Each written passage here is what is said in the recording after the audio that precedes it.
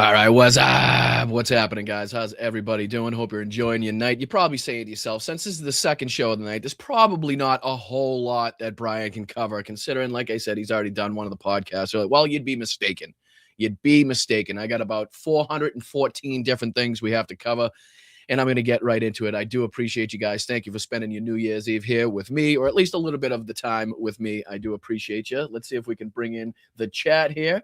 Wish everybody a happy new year. Thank you, everybody, for being here. Thank you, SFL. Thank you, Rocks. Thank you, Sister, to all. I appreciate you. Thank you, everybody. Tiff, Tanya, I appreciate you guys. What do you say, Philly? What do you say, Nicholas? What's going on? Appreciate you guys. Thank you. Hit that like button on the way in. Like I said, we're going to be having a lot to get into. What's up, Jim? What's going on, brother? What's happening to you? Hope everybody's having a good night. What's up, Yakov? What's up, Tamra? Yeah, what's up, Elaine? What's up, Jen? Thank you for being here. What's up, Jeff? Laser Swords? What's going on? Welcome in. Welcome in. Hit that like button on the way in. But yes, lots to get to, from Jack Smith testimony to the National Guard apparently or allegedly going to be removed from Chicago, Los Angeles. We got everything from, geez, what do we got? We got more bombshells coming out of the Epstein files. Apparently more info on how the girls were being sent from Mar-a-Lago to Epstein's handling, we'll say. So we got more to dive into, a couple videos of that. We got some MAGA morons making fun of, let me just make sure you guys can see me. Yes, you can see me. Just wanted to make sure. We got some MAGA morons going at each other, whether it's Ben Shapiro at the TPUSA. Just a couple clips that will fly through on that. Harry Enton, once again, giving us the kind of 2025 roundup as it pertains to Donald Trump's numbers. So we want to dive into that a little bit. We also have some new reporting coming out from the CIA that kind of confirmed what everybody thought, that the Russian propaganda talking about the so-called and alleged attacks on Vladimir Putin's home there were bullshit, was just that, Russian propaganda. So we got some clips and some information as it pertains to that. Not only that, but Donald Trump posting. I'm not even sure if he knows he posted this, but he posted something that goes directly against what he said in his little interview with Netanyahu.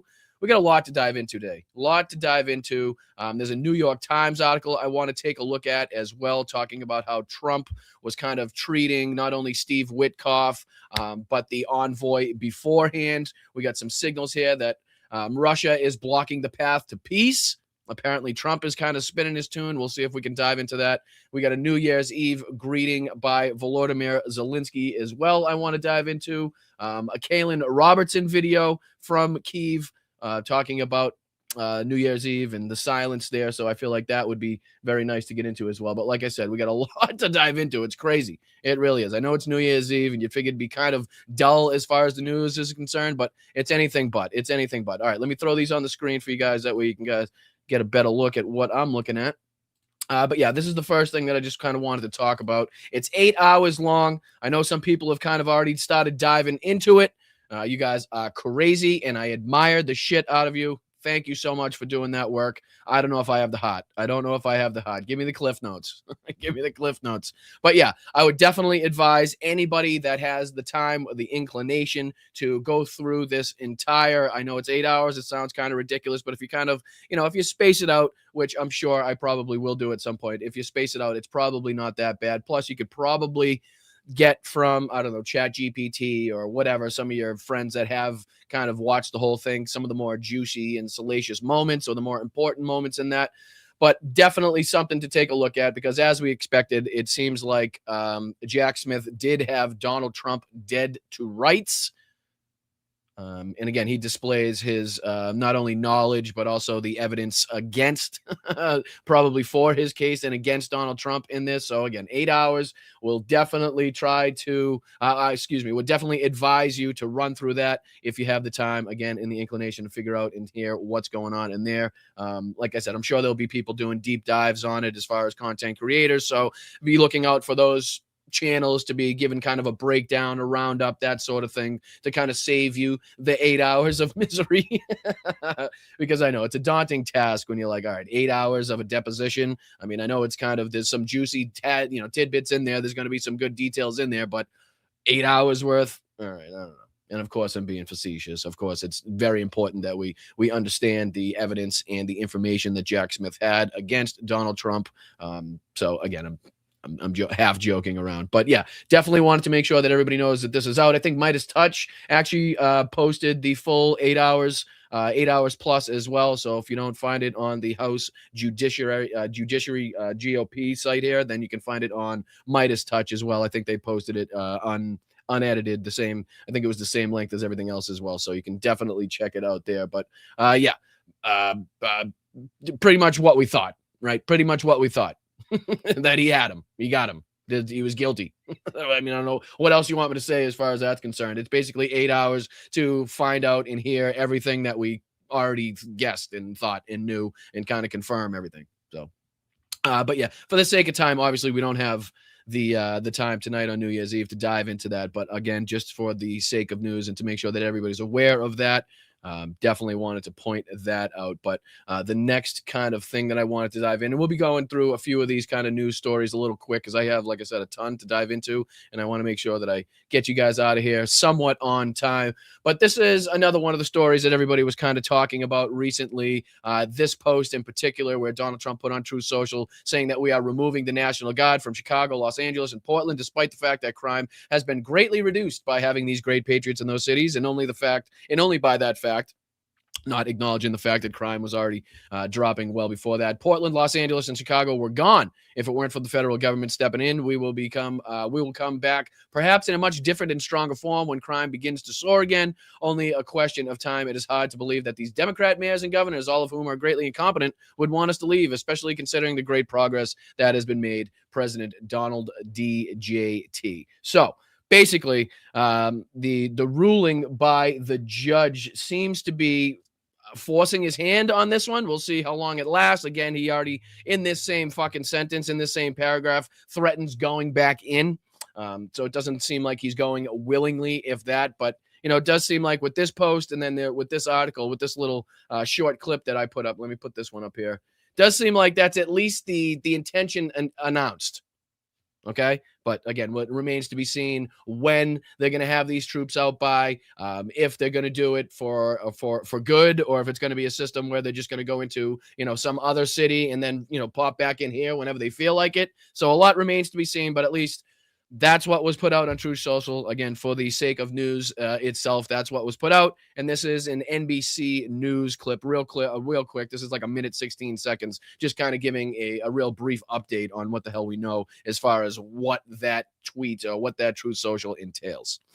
Monica, a lot to talk about this New Year's Eve. Let's start back with the troops and the news from the president saying that he might pull some National Guard troops out of cities.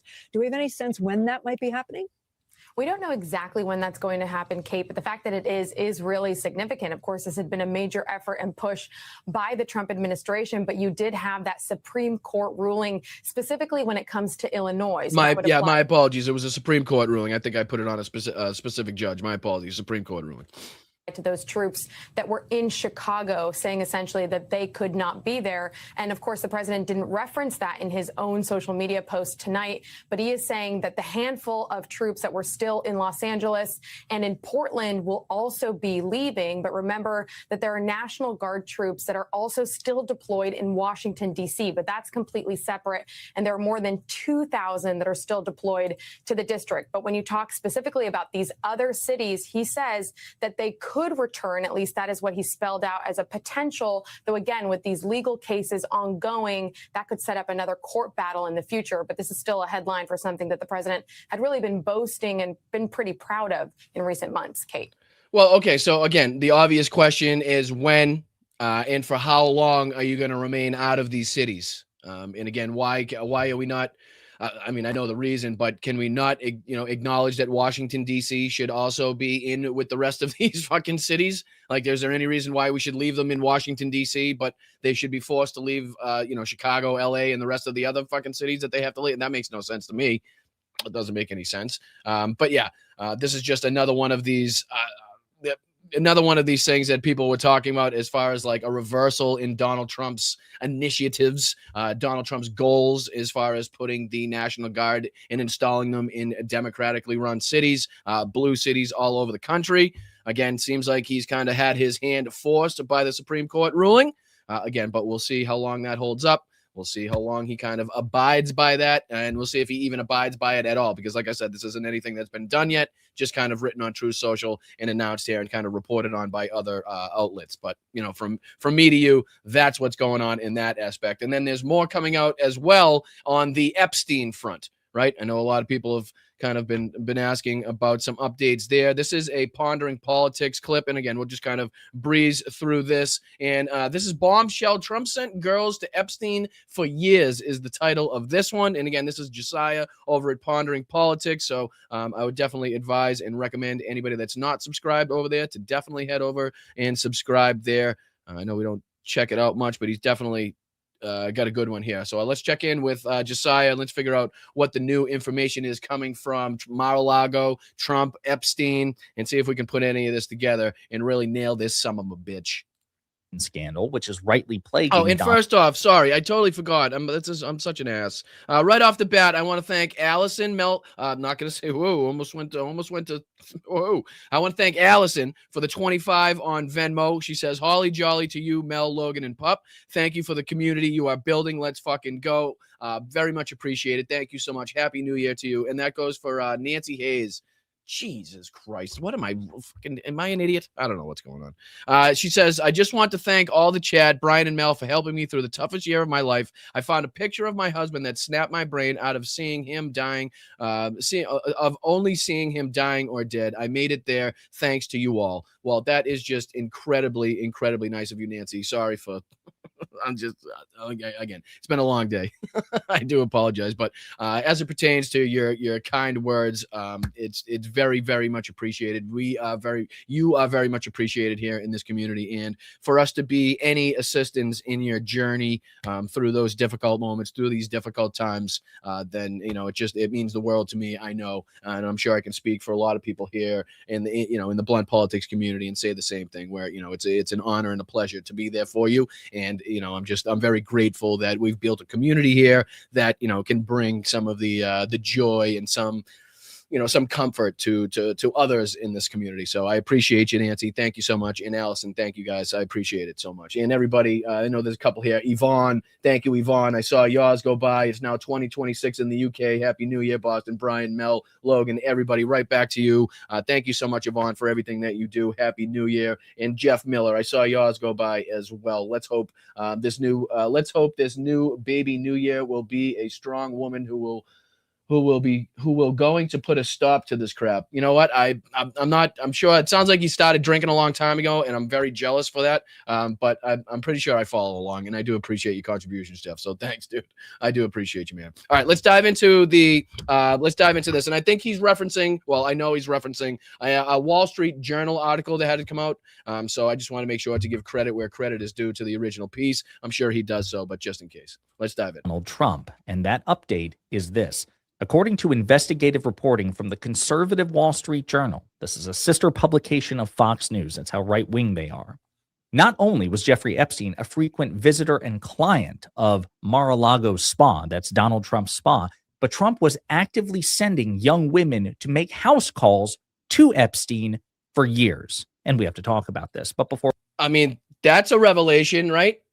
That's a revelation, at least as far as what Donald Trump's story is concerned, right? Apparently, to Donald Trump, per his own words, he had to be told by employees at Mar-a-Lago that Jeffrey Epstein was responsible and was actively poaching, again, underage girls working at the spa at Mar-a-Lago to introduce them to his creepy sexual world that he had going on there. You know what I mean? So apparently, according to Donald Trump now, this is what he wants everybody to believe. He was completely oblivious to this whole thing, and he had to be told multiple times by employees at Mar-a-Lago. Per his own words, not once, which, any fucking sane man, any person with a head on their shoulders would probably only take that one time of a worker, of a staff member coming up and be like, "Hey, just so you know, we have one of the, really well-known pedophile that comes in here all the time. That's a member here that you guys hang out with, that your best friend there. Yeah, that guy. Yeah, well, he's been ripping young girls that we shouldn't have working here at Mar-a-Lago anyway. Well, yeah, those young girls that we shouldn't have working here. And everybody's been keeping their mouth shut about that. While he's stealing them and he's bringing them to these really fucking creepy sexual parties on some weird island with fucking a bunch of billionaires. Just thought you should know. I don't know. Seems like something you would already know, considering you're at these parties with the people. But, just in case you didn't know what was happening. And this is the story from Donald Trump. And he had to be told multiple times. I think he says it was like, not only that, but it was multiple employees on different times too. It wasn't even just like one person telling him. So fucking now that we find out that he actively knew, and not only that, he was sending these girls to make house calls. That's something we got to fucking talk about. He's 100% right. So I'll let him dive into it. Let's go. Or we do. If you end up liking this video and you want to support the channel, please be sure to hit the like, subscribe, and alert bells before you go. All right, folks, again, the Epstein scandal continues to plague Trump, not just because of his close association, his close friendship for years. He was best friends with Jeffrey Epstein, the most notorious sex trafficker and sex offender in modern American history. He was prosecuted under the Trump administration after a sweetheart deal that was negotiated by Trump's own labor secretary fell through, and he was found dead in his jail cell in 2019. When in custody under Trump. He was in Donald Trump's protective custody, right? Trump was responsible for his safety, and he was found dead. Jeffrey Epstein was. Then, of course, came all the lies and the deception and the, promises that he would release the files, and then he reneged on the promise. He tried to bury the files. All right, my apologies, but just for the sake of time, I know you guys are probably up to speed with the history of Donald Trump's not involvement, but at least his statements on this recently. So let's dive into where he starts covering this article here, if I can. There we go. 2003, she complained to her bosses that Epstein pressured her for sex. Jeffrey Epstein wasn't just a frequent visitor to Donald Trump's Mar-a-Lago club in the late 1990s and early 2000s.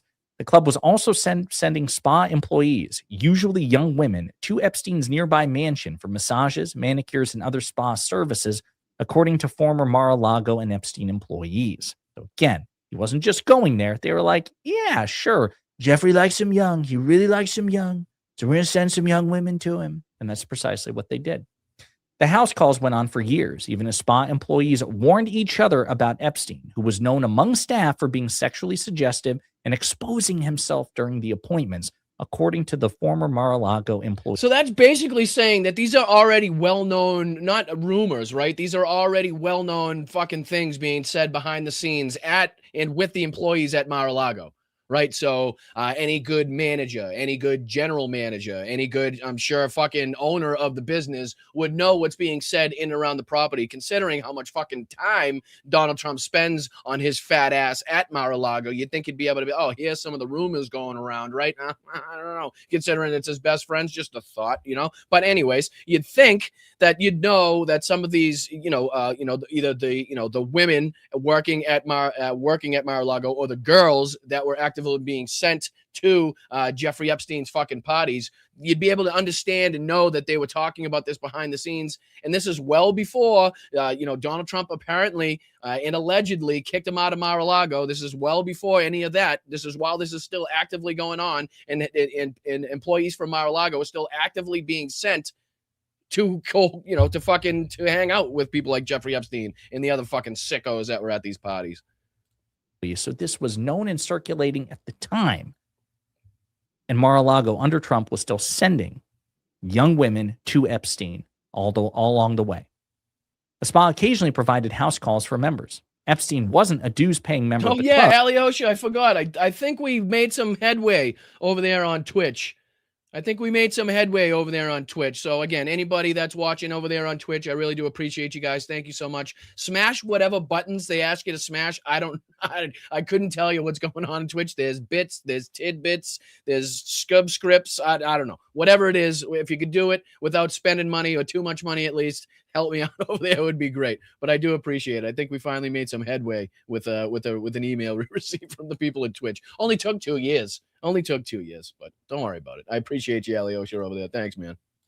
But Trump told staff to treat him like one, the employee said. So let's stop right there. Whatever benefits go to club members. Epstein wasn't even a dues-paying member, so Trump went out of his way to say, hey, listen, we're going to bend the rules for Epstein's benefit. For my buddy Jeffrey, who really likes him young, we're going to bend the rules for him to benefit him. Send him young women. Disgusting. But again, why is nobody talking about the fact that Donald Trump himself had underage girls working at the spa at Mar-a-Lago? Like, Shouldn't that be like in and of itself a fucking scandal and a story we should be talking about? I mean, it just seems like we happen to breeze over that fucking fact in talking about, again, the more salacious and egregious, parts of this fucking story. But the fact that Donald Trump had underage girls working at a spa at his fucking Mar-a-Lago resort is probably something we should be fucking concerned about, right? Something that probably should give us some insight into the guy's fucking, I don't know, way of life, let's just say. The guy that's currently holding and residing the office of the president of the United States of America, that guy. I mean, if we found out that a business, or what if Jimmy Carter, right? If somebody found out that Jimmy Carter had underage girls working on his fucking peanut farm, you don't think it'd be a story? You don't think that'd be a scandal, even if it wasn't attached to the world's most well-known and high-profile child sex trafficking ring? Shouldn't that just be in and of itself enough to be like, okay, what the fuck's going on here? Like, I mean, what are we doing here? Why has he got fucking little girls working at the spa over there? I mean, what are we doing? What are we doing? Why is that? Why are we not, again? It's just one of the many fucking questions that's been raised. One of the many fucking, areas of frustration in this whole thing. Like, why was that allowed to be something that he got away with in and of itself? Right? Above and beyond this whole, again, being attached to the world's most high profile and most prolific fucking child sex trafficking ring of Donald Trump's best friends, colleagues, and associates. It just, to me, I don't know. Like, is that something that fucking Florida would like to answer for? What were the laws, rules, and regulations regarding age of employment at that time? Did he break laws? Did he not break? I'm just assuming that's a law broken somewhere. If you got a fucking little girl, that is too young to be able to fucking actually work for herself, right? To gain employment for herself, working at a spa where rich fucking men and playboys and whatever these fucking sick, disgusting old creepy men come in and let their fucking old saggy fucking ball sack hang, right? That's a problem. It's a fucking problem. Anyway, thank you, Jen. You need to be 16 years old to work in a legitimate spa. Is that true? Is that federal or does that differ by state though? Florida allows 15 years or older to work at least part-time. Right, but there's got to be some fucking stipulations on that, right? It can't just be part-time anywhere, right? I mean, they can't work part-time at a strip club. There's got to be some fucking rules, laws, regulations against that, right? And I mean, not to mention, not only that, but if I'm not mistaken, a lot, if not, a few of the victims were younger than this age at the time that they were, being trafficked, right? So, were any of those, 12, 13, 14-year-olds working, employed at Mar-a-Lago? Because even with the sick and fucking decrepit Florida laws and statutes that they apparently have allowing, extremely young people to be working at places like this, still doesn't go to 14 and 13 years old, right? That's still got to be against the law, even in Florida. But I mean, I appreciate you guys kind of filling me in. It's got to be a state thing, right? Like that's not that can't be a, I don't know. Maybe I'm wrong. We'll dive on. I'll leave it there because it's only getting me more frustrated. All right, let's keep going. Epstein had an account at the spa where his companion, Ghislaine Maxwell, booked appointments on his behalf. They came to a halt in 2003 after an 18-year-old beautician returned to the club from a house call to Epstein and reported to managers that he'd pressured her for sex, former employees said. A manager sent Trump a fax relaying the employee's allegations and urged him to ban Epstein, some of the former employees said. Trump told Trump already getting an email. A manager sent Trump a fax relaying the employee's allegations and urged him to ban Epstein, some of the former employees said, right? And that's 2003. And if I'm not mistaken, Jeffrey Epstein's membership to Mar-a-Lago was still open and active until 2007.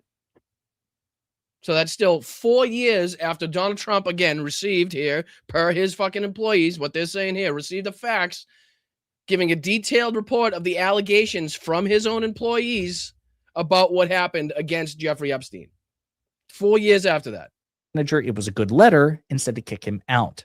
The petition disclosed the House call to the club's human resources team, one of the former employees said. The incident wasn't reported to Palm Beach police, according to the former employees And take note, and police. ladies and gentlemen, take The note department didn't. that just like I said, and just like I guessed, when Donald Trump said that he was told by somebody that worked at his, his resort, his spa, that it was well more than one fucking person that had said something to him. So this was not only a well-known thing throughout the fucking spa and the girls that worked at the spa, right? But this is also put in detailed, detailed facts with detailed allegations in 2003 that I'm sure a few different of the girls got together to write, right? Because it says a manager sent it, but then it was obviously the allegations of another employee, which means it was at least two other people that knew about it. So this seems like a shitload of people. Seems like Donald Trump was the only one at Mar-a-Lago that didn't fucking know. And he's the one that's at these parties. Now we find out that oh, Jesus. Goodness gracious. Thank you so much, Ed. That's amazing, man. I appreciate you. I really do. Happy New Year. Please tell everybody that I love them. I miss them. If I'm reading that name correctly, you are who you say you are. You're a really tall, handsome, fun-loving, patriots-loving son of a bitch, and I appreciate you. And please tell everybody I said hello.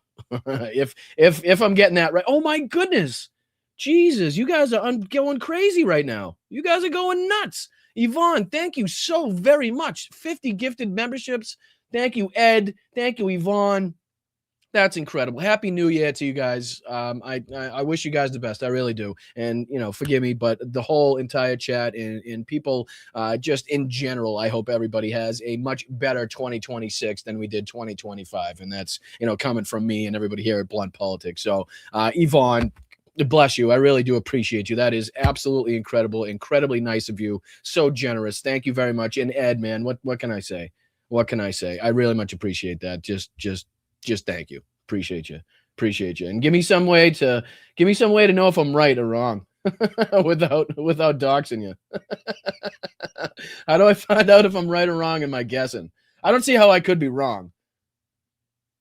Let's just say you didn't do a very good job at coding the name there.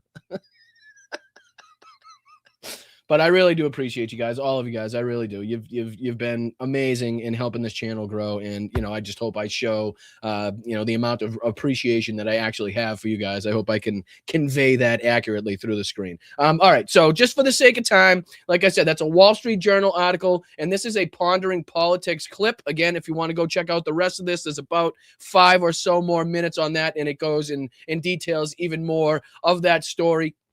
But again, like I said, for the sake of time and because we have so much to try to get through tonight, I want to bring it to your attention. And again, if you have the time, you can dive into the rest of that. Or if you're subscribed to the Wall Street Journal, you already have access to that article. But let's dive into some of the MAGA Civil War that we haven't kind of covered in a few shows. Hasn't died down by any stretch of the imagination. There's just been a lot going on, both inside the United States as it pertains to meetings between Benjamin Netanyahu, Trump, Zelensky. So it's been crazy. So this is kind of been pushed to the back burner, but it's still been burning no less. I mean, like I said, the Turning Point USA convention that just took place was just literally right-wing commentator after right-wing commentator going after another right-wing commentator, none of which were commentators going up there and attacking the left or attacking democratic policies or lying about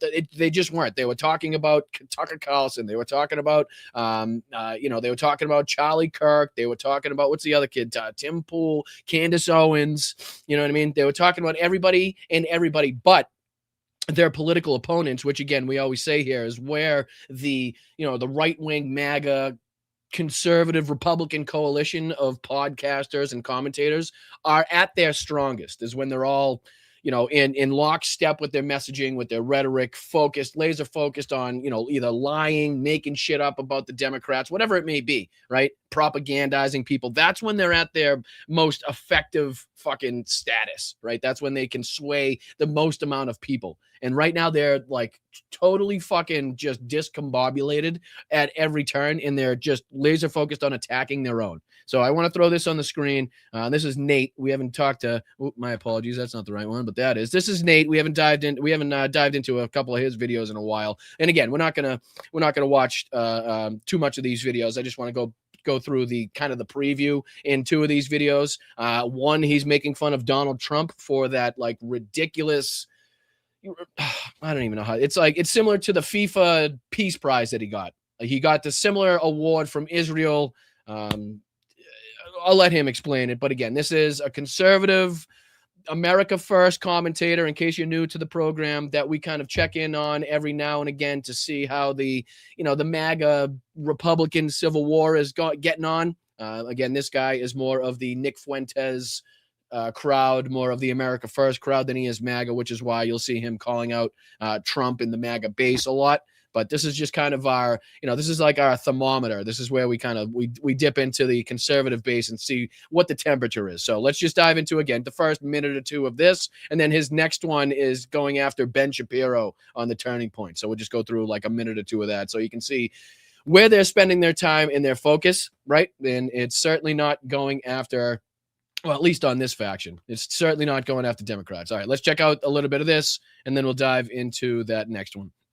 Appreciate you guys. Hit that like button.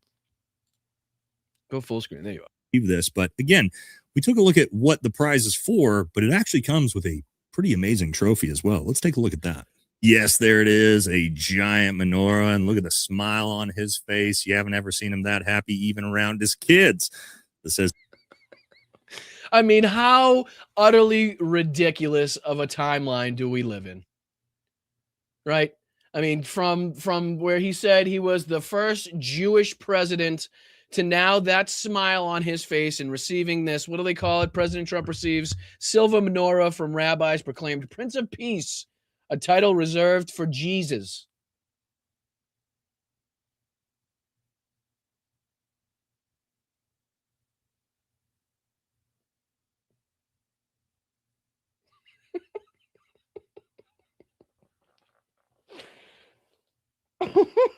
A title reserved for Jesus.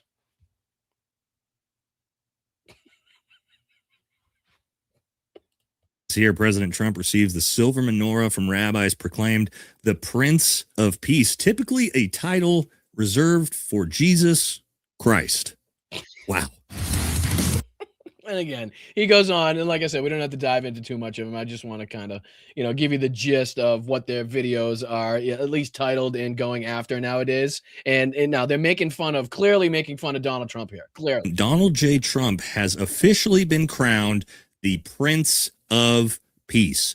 Absolutely incredible. Yes, our greatest allies leader, Bibi, showed up to the White House for the 5th time this year to present the Israel Prize to Donald J. Trump. Absolutely phenomenal. And this whole fits into, and again, like in case you're just joining us for the first time, because I know, hopefully as the show continues to grow, I'll be continuing to have to, welcome some new people into the crowd. But, we always point back to 3 major points on the MAGA Civil War, the battle that's been ongoing. And again, that is the anti-Israel and pro-Israel factions. And that's what we're looking at here, right? So the America First are definitely the more anti-Israel crowd. So to see Donald Trump coddled up fucking ass cheek to ass cheek, fucking mouth to anus with Benjamin Netanyahu really sticks into these people's crowd, but for a lot different reason than it does for us here on the progressive left.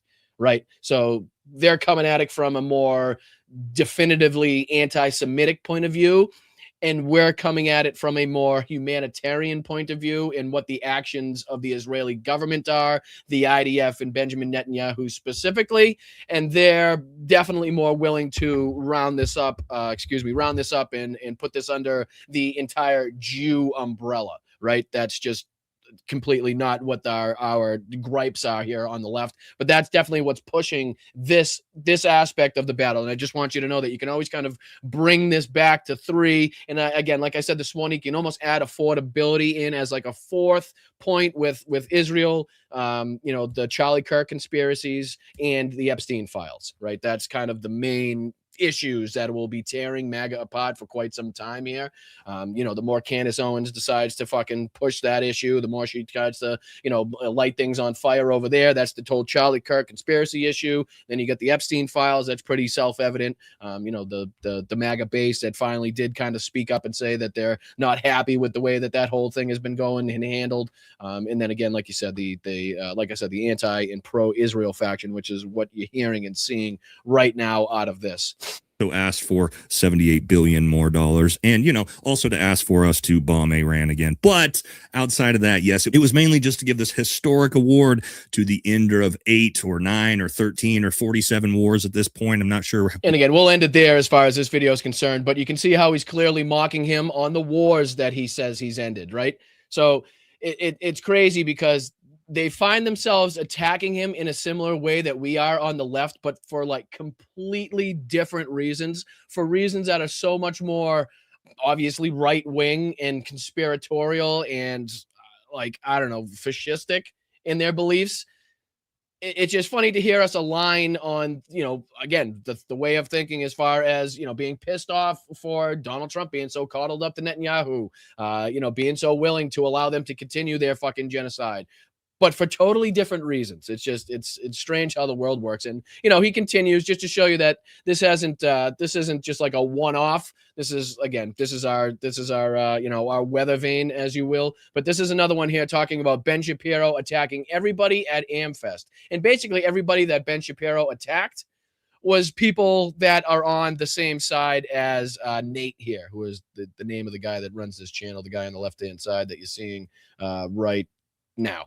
But yeah, so that's why he's so up in arms. So like the Tucker Carlsons, the Nick Fuenteses, what's the other guy's name? Like Mark Levin's in on it as well. Candace Owens, obviously. They're trying to rip each other's heads off and then take the entire following of that person and just eat it up so they can gather the profits from that. But again, just a minute or two from this, just to show you what's happening and how they're kind of going after their own continuously, still to this day. That is a moral and logical absurdity. There is only one moral side here, Erica Kirk's side. Yes, the 5 stages of grief we're all well aware of. WWE-style Goldberg entrances, pyrotechnics, fundraising, big smiles, and, of course, merch giveaways. Now, that is going directly after Erica Kirk. So the first video that we just saw was definitely inspired by his anti-Israel kind of, you know, sentiment. This one clearly inspired by the whole Charlie Kirk conspiracy theory, Erica Kirk takeover of Turning Point conspiracy theory type of bullshit. See how it kind of all goes back to these same 3 roads that you can lead to, or 4 again if you want to kind of add in affordability to that.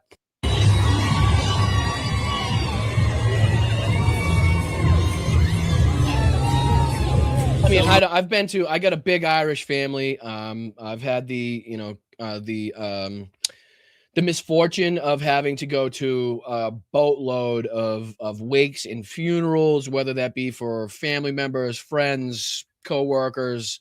And I just got to say, at the majority of them, we had shit like this. I don't know if you guys have ever been to wakes or funerals, but merch giveaways and like fucking fireworks, pyrotechnics, and like thumping music all over the place. And again, don't get me wrong, we're Irish, so we kind of celebrate, you know, death a little bit differently, and boy do we turn up afterwards, but typically not at the actual, like, we don't have events per se with DJ. Maybe we, I don't know, it's kind of hard, but the merch giveaway, definitely not something that I'm used to.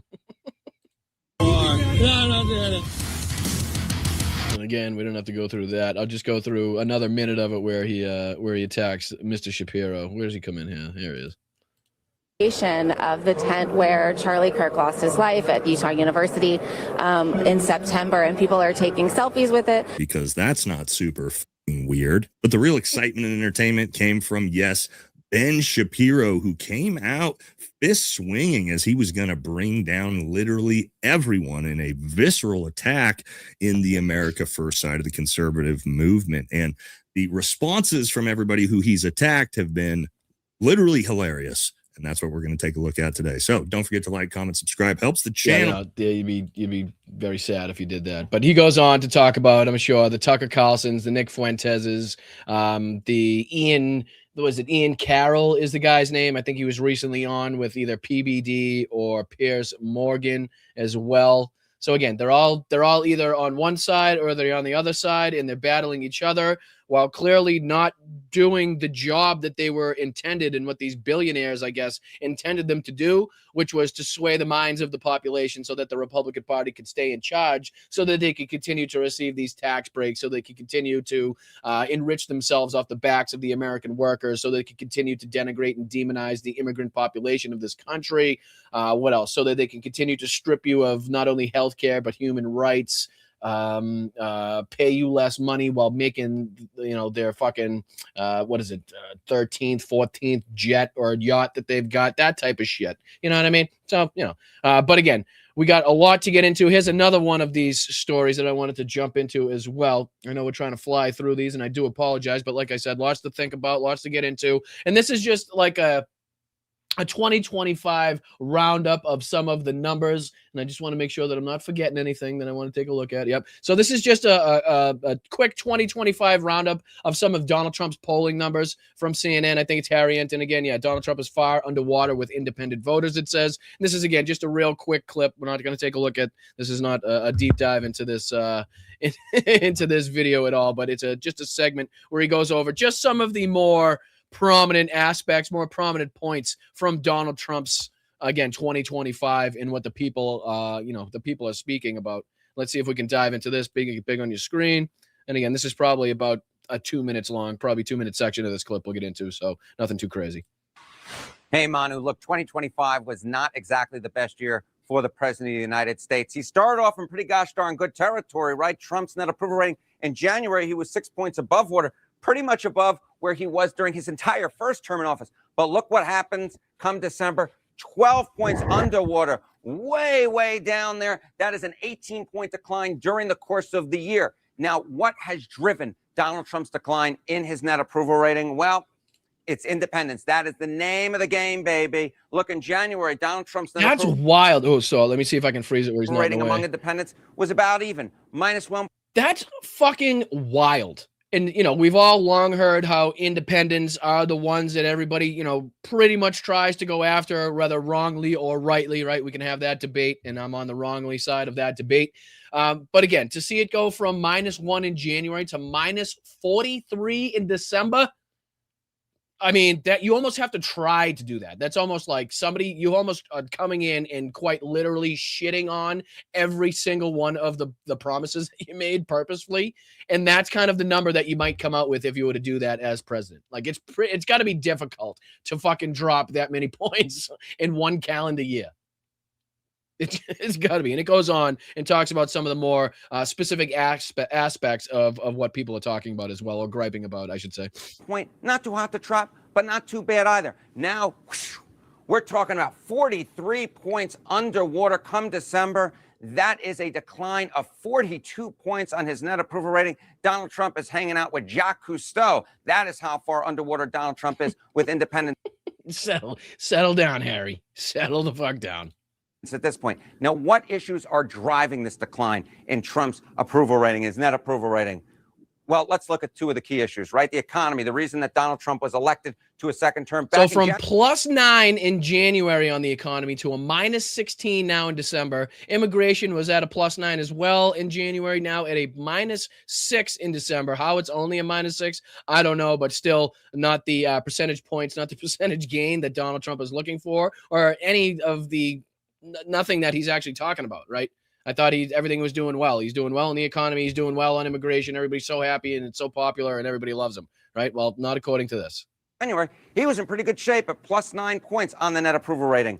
But look, come December, 16 points underwater. That is a decline, doing the math quickly here, of 25 points for Donald Trump on the key issue of the day, the economy, the reason he got a second term. And then, of course, immigration, which Donald Trump has really focused in on during his second term in office, something he has been focusing on since he first ran for the presidency all the way back in 2015. Well, in January, he was 9 points above water on the issue. Now he's 6 points below water on the issue. So on the key issues of the economy, inflation, going in the wrong direction for Donald Trump.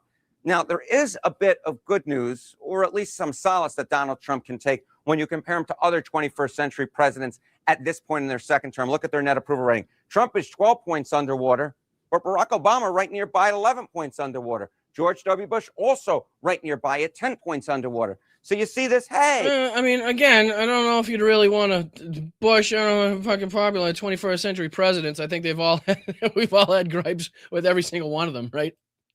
Trump isn't doing so bad, but here's the key nugget to keep in mind. Their parties, Barack Obama's and George W. Bush's, both suffered major losses come the midterm elections in their second term. Why?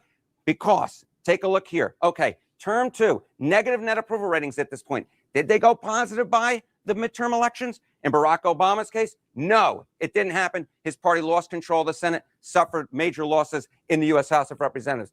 George W. Bush didn't go positive either. So basically what he's saying is anytime you see numbers as bad as what he was just showing for George W. Bush, Barack Obama in that instance, and Donald Trump, chances are you're not going to do well in the midterms.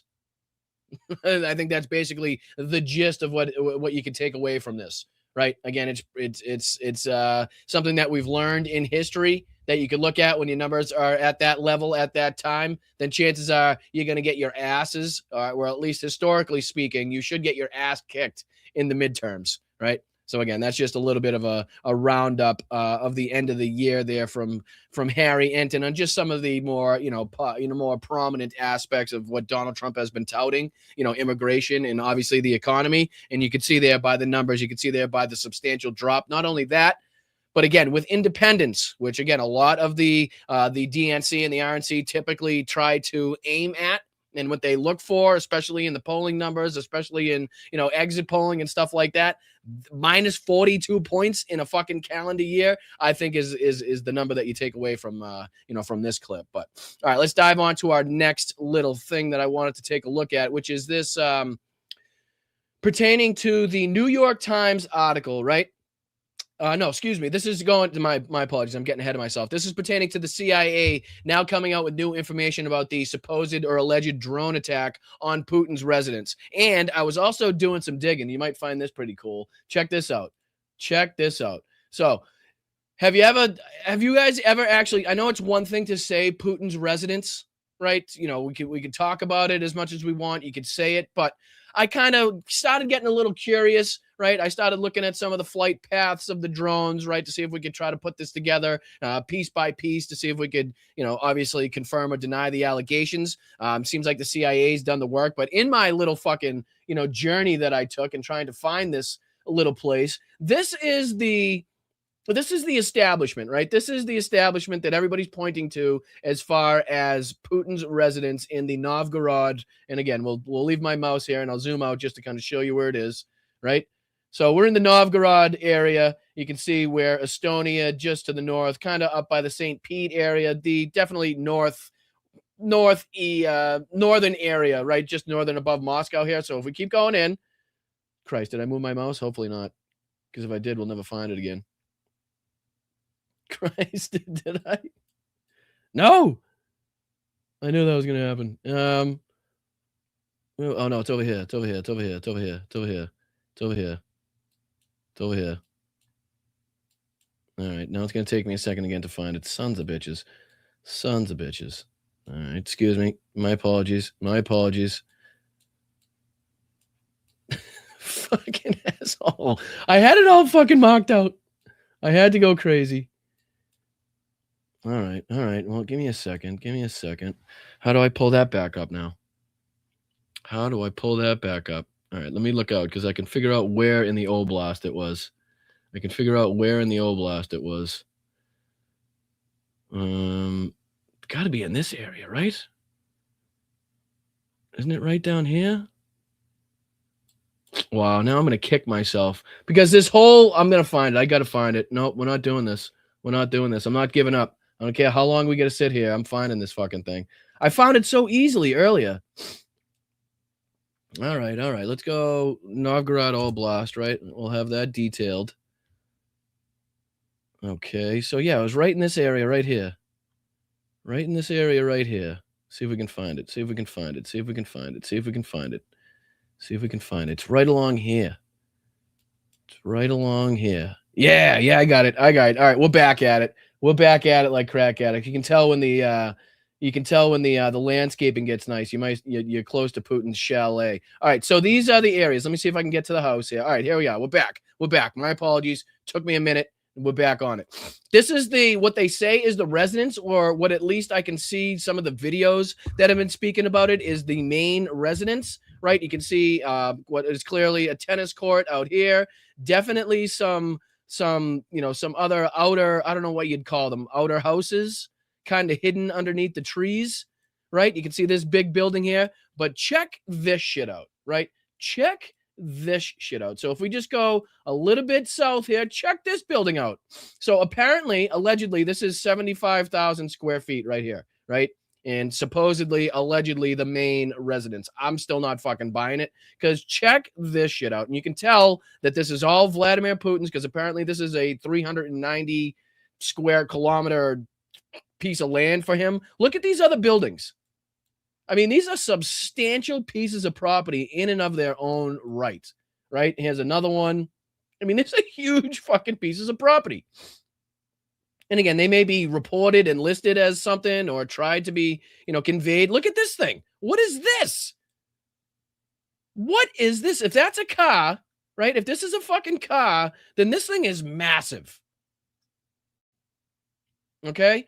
And then we continue along with all of this. I find it hard pressed that Vladimir Putin would let anybody within this fucking, unless these are like, if this is set up like the Obersalzberg, like Hitler had it set up, right?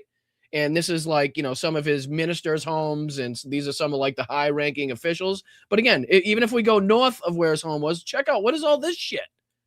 What is all this? This stuff is huge as well. And then check this out. Look at this building. What are we doing here? I mean, look at the size of the cars. You can tell the building's massive. We keep going here. There's another massive building, tennis courts. What looks to be maybe a soccer field as well. Right? We keep going. If we keep going, look at all the little houses, these little fucking huts, houses, whatever you want to call them. You start getting into where the helipads are. Here's some helipads. Another huge, long building, right? They even have they had like a big marina. Yeah, here, there's the marina. There's like a big fucking marina in the way. And again, you think Vladimir Putin's going to live in there's another one of these huge fucking complexes. Again, that's supposed to be a vehicle, so you can tell the size in relation. And what? Somebody's going to have me believe that Vladimir Putin is going to allow, just any random Joe, Schmo, and Moe to be living this close to where allegedly his family stays. I mean, these are all, look at these houses. Is a big fucking, is it a court or is that a pool? Tough to tell. Looks like a soccer field, soccer court. Big, huge fucking house here. These are where all the oligarchs live. I mean, again, this is like the Obersalzberg for Hitler, where he's surrounded by, all of his top ministers and shit. But look at these complexes. I mean, look at the grounds here. I mean, you got the mazes and shit like you got in Versailles. I mean, what is all this stuff? It's crazy, right? And this is just one of his residences. Not much around there. So he's fucking, he's definitely got the isolation. I think the nearest town is up here. Whatever you want to consider. This is a village or a town, right? But even that, he's still got he's still pretty much got this whole plot of land here isolated. And again, this is what everybody was showing me, or everybody was showing on their videos and on their reporting, was the allegedly main residence. So again, I just found that to be an incredible piece of fucking property. I don't know what's happening out there, but I don't think I would even be disappointed if it came to fruition that Ukraine was trying to take out that complex, because I guarantee there's a lot more happening there than just Vladimir Putin fucking taking a couple skinny dips in the lake every now and again. But all right, so this is what the CIA has come out with, just to kind of dive back into this story. And it's everything that we suspected, everything that we said here on Blunt Politics, and I'm sure everywhere else that had, a head on their shoulders that's been covering the action going on here between Ukraine and Russia said. But the CIA said that there was no Ukrainian drone attack on Putin's residence. The U.S. national security officials said Wednesday that Ukraine didn't target Russian President Vladimir Putin or one of his residences in a recent drone strike, challenging Moscow's assertion that Kyiv sought to kill the Russian leader. Not only challenging Moscow's assertion, but also challenging Donald Trump's direct fucking parroting of the Russian propaganda, right? And then to see that Donald Trump went on to post this on his Truth Social website, where it says, Putin attack bluster shows Russia is the one standing in the way of peace. Like, I totally agree, 100% agree with that, but where does this fit in line with the recent rhetoric from Donald Trump, or, again, parroting the Russian propaganda from Vladimir Putin? The mood was cautiously optimistic after Ukrainian President Volodymyr Zelensky emerged from his Mar-a-Lago meeting on Sunday. Putin attack bluster shows Russia is the one standing in the way of peace. And again, that's on Trump's True Social website. And then it says here, excuse me, in conclusion, that conclusion is supported by a Central Intelligence Agency assessment that found no attempted attack against Putin had occurred, according to U.S. officials briefed on the intelligence. Again, exactly what we suspected when we were talking about to begin with, and that kind of leads us into some reporting along some similar lines, which is from this New York Times article here. Let me go to the top. This is section 3, just so I can find out the same section I was. I'll go back up and show you the title of this one. This is New York Times article, and it's titled "The Separation Inside the Unraveling U.S.-Ukraine Partnership as President Trump Sought a Peace Deal and Vladimir Putin Sought Victory. Factions in the White House and Pentagon bled the Ukrainian war effort." And this is giving some background, some insights, some not already previously known information about what was taking place behind the scenes between Witkoff, between Kellogg, between Donald Trump. So again, anybody that has a subscription to the New York Times, I would definitely advise you to read through this article. I do believe there's a gift subscription or a gift article posted on Twitter as well that you can get it if you don't have a subscription, where it will allow you to read this. But yeah, let's go back to where I had that highlighted. And I just want to read a couple paragraphs from this to kind of give you a little bit of insight. So right here, so this is from 1:30 on February 11th. And then we'll go on here where it talks about the next morning. Basically, this is talking about the replacement of Kellogg with Steve Witkoff, right? And this just goes to show a little bit of the insights in what Donald Trump was saying behind the scenes and why Kellogg was removed from his poll. So it quickly emerged that freeing Mr. Fogel was the fruit of the talks that Mr. Witkoff, unknown to Mr. Kellogg in all but a handful of others, had begun. Let me make this a little bigger on your screen. That way, in case you guys want to read along. Nope, that might be a little much. Okay, there we go. That's a little better. All right, where are we? So, yeah, right here. So, unknown to Mr. Kellogg and all but a handful of others, had begun with Mr. Dmitriev, which we reported on with we talked about that, him and Mr. Witkoff, and their phone call, and Steve Witkoff literally coaching him on how to get one over on Donald Trump. During the transition, now the back channel had passed its first test. The next morning, the president posted his own announcement on True Social. He had just finished a highly productive call with Mr. Putin. Their teams would start negotiations immediately. On the call, according to the two U.S. officials, Mr. Putin had praised Mr. Witkoff, how he could lead Mr. Trump's team, along with Mr. Ratcliffe, the CIA director, Marco Rubio, the Secretary of State, and Mr. Waltz. The Post did not mention that the special envoy for Ukraine and Russia, Mr. Kellogg, right? So this is, according to two U.S. officials, Putin himself praised Steve Witkoff without actually mentioning the actual, at the time, envoy to Ukraine and Russia, which was Mr. Kellogg. Right? So then it goes on to say here, in Germany on February 14th for the Munich Security Conference, unsure whether he still had the job or not, talking about Kellogg, or what it entailed, Mr. Kellogg encountered European and Ukrainian leaders in their own storm of confusion. So basically, he's talking how European and Ukrainian leaders didn't even know if Kellogg was the one they're supposed to be conversing with.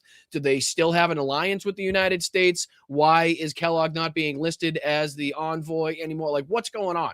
Like definitely unusual steps to be taking, especially at a time like this with a war going on like this. And it goes on because it talks about how they asked, do we still have an alliance? The Polish Deputy Prime Minister, Radoslaw Sikorski, asked. Mr. Kellogg sought to reassure them, describing himself as, quote, your best friend in the administration. So that's Kellogg describing himself as the best friend that the Polish, the Ukrainians, the Europeans have in the administration. So that tells me that Kellogg knew already at that time that this was a pro-Russian administration. They were going to be so much more more favorable towards the Russians than anybody else, and that Kellogg knew that in order to try to fucking, keep the peace here or to have any success whatsoever, they were going to have to continue to go through Kellogg and nobody else, because that was the most favorable person to, again, the plight of their story. Again, what they were going through. It goes on. Because it also talks about how Hegseth, a loyalist at the conference, though rendered it differently in messages to Washington, accusing Mr. Kellogg of claiming, quote, I'm holding the line against these isolationists in the administration. Okay? So it went from, I am the best friend you have in this administration, right? Where he says here, quote, I'm your best friend in this administration. And then when Pete Hegseth, a loyalist at the conference, said, tried to kind of rephrase what was said, he turned it into, I'm holding the line against these isolationists in the administration. Okay, trying to paint Kellogg in a bad light, trying to, again, put him on the bad side of people in the administration. This only cemented this envoy's outsider status, as did a Fox News item juxtaposing his latest social media post about Mr. Zelensky. Now listen up, because he said, quote, the embattled and courageous leader of a nation at war, with one of Mr. Trump's own tweets, which called Zelensky a dictator without elections. So at the same time, you have Kellogg tweeting about Zelensky saying, quote, the embattled and courageous leader of a nation at war. You have the president of the United States, Donald Trump, on his True Social website saying about the same person, Zelensky, calling him a dictator without elections, right? And then you got Pete Hegseth misrepresenting what words Kellogg said to paint him in a worse light. So again, this kind of sets up a meeting between Donald Trump and Kellogg, basically a call to the principal's office, if you will, where Mr. Kellogg had to visit the Oval Office soon after, and then, quote, this is what happened. He said, quote, so you call Zelensky embattled and courageous, and this is Donald Trump asking Kellogg. He says, so you call Zelensky embattled and courageous. He snapped, according to two officials. And then this is Kellogg's response saying, sir, he is. And he says, quote, it's an existential fight on the Ukrainian soil for his nation's survival. When was the last time an American president faced that? It was Abraham Lincoln. Again, Kellogg's words. And then another recounting of it, of this episode later, have people actually say that they heard Donald Trump then grumbled, quote, he's an idiot, referring to Kellogg, again, referring to Zelensky as a courageous and embattled war hero, basically, that has been leading his nation, with courage and honor. So that's another aspect of this where you can see behind the scenes, something not previously reported, something we haven't heard on before, at least, to my knowledge, of what was taking place behind the scenes and, the discrepancies between what Kellogg was talking about and what he knew and wanted to get accomplished, and what the rest of the administration was trying to do and what they were trying to get accomplished, right? And the two did not line up, I assure you, right? And then there's this PBS. I want to dive into this if I can as well, because there's this quick PBS brief that can. Let me put this on the screen for you guys. Start at the beginning, and this kind of gives another detailed assessment of what's been going on in this region, what's been going on between the two sides. I think it does also address the lies, the Russian propaganda about the attacks on Putin's home there. So what do you say we dive into a little bit of this? I really do appreciate it. Hit that like button. I'm Boston Brian. Very happy New Year from everybody here at Blunt Politics to everybody over there that you may be watching with. I do appreciate you guys spending your time here. Let's dive into a little bit of this. Slava Ukraine. A U.S. official tells NewsHour that the CIA has assessed Ukraine was not targeting Vladimir Putin in a recent drone attack, a claim that Putin made to President Trump and that Trump seemed to accept earlier this week. No. He did accept it. He 100% accepted it. You know how I know? Because he then recited it in front of cameras. He then stood next to a war criminal, being an active war criminal himself, and recited the same thing that Vladimir fucking Putin said to him in a phone call to the American media. That's how I know. That's how I know. Afternoon, a President Trump social media post suggested he agreed with what Europeans argue tonight, that it's Russia that is blocking a peace deal with Ukraine. Nick Schifrin begins with Russia's latest strikes on Ukraine at a tense diplomatic moment. And this is actually a really, really good report here from PBS. They got some really good and up-to-date footage here to go in this report. So good, well done by PBS here. Russia's New Year's Eve welcome in Ukraine's third largest city. On Moscow's battlefield of choice, civilian infrastructure, where the victims were the vulnerable, the elderly, four-legged family members, and a 7-month-old infant. By day, their homes blackened, the now homeless spent New Year's night displaced. A Christmas tree, the only thing left standing in a ruined apartment. We've been left out on the street. Any family could find themselves in the same situation. Everyone is equal now. No one knows where the next strike will land. And today, about 400 miles to the north, Russia's top general threatened more strikes. Then listen to this part, because again, this is in direct contravention to what has been stated in these peace agreements. This is in direct contravention to what the Russians have stated to the United States that they were, were at least proposing, or at least was being proposed in some of these deals. Again, they're trying to expand what they're calling a buffer zone. And again, I'll let this PBS video explain, but again, this is a direct slap in the face, another direct slap in the face to the United States and Donald Trump in particular. Valery Gerasimov told troops posted near Ukraine's northeast border that their mission was to seize what he called buffer zones inside 2 Ukrainian provinces, even though the current U.S. peace plan calls for Russia to withdraw entirely from those exact provinces. The president of the Russian Federation ordered to continue expanding the line of defense next year. But it's not defense that Russia is playing when it comes to information operations. Moscow released these images today of what it claimed were Ukrainian drones that targeted a Vladimir Putin residence, complete with a map of the drone's alleged route. That Putin home in northwest Russia, exposed by former opposition leader Alexei Navalny's foundation as 75,000 square feet. So you can see that, and you can match that up with the one that we were looking at on Google Earth there, right? So clearly the same structure that we're looking at. And again, I haven't seen anybody reference the surrounding area and the surrounding buildings, more so just this one main one.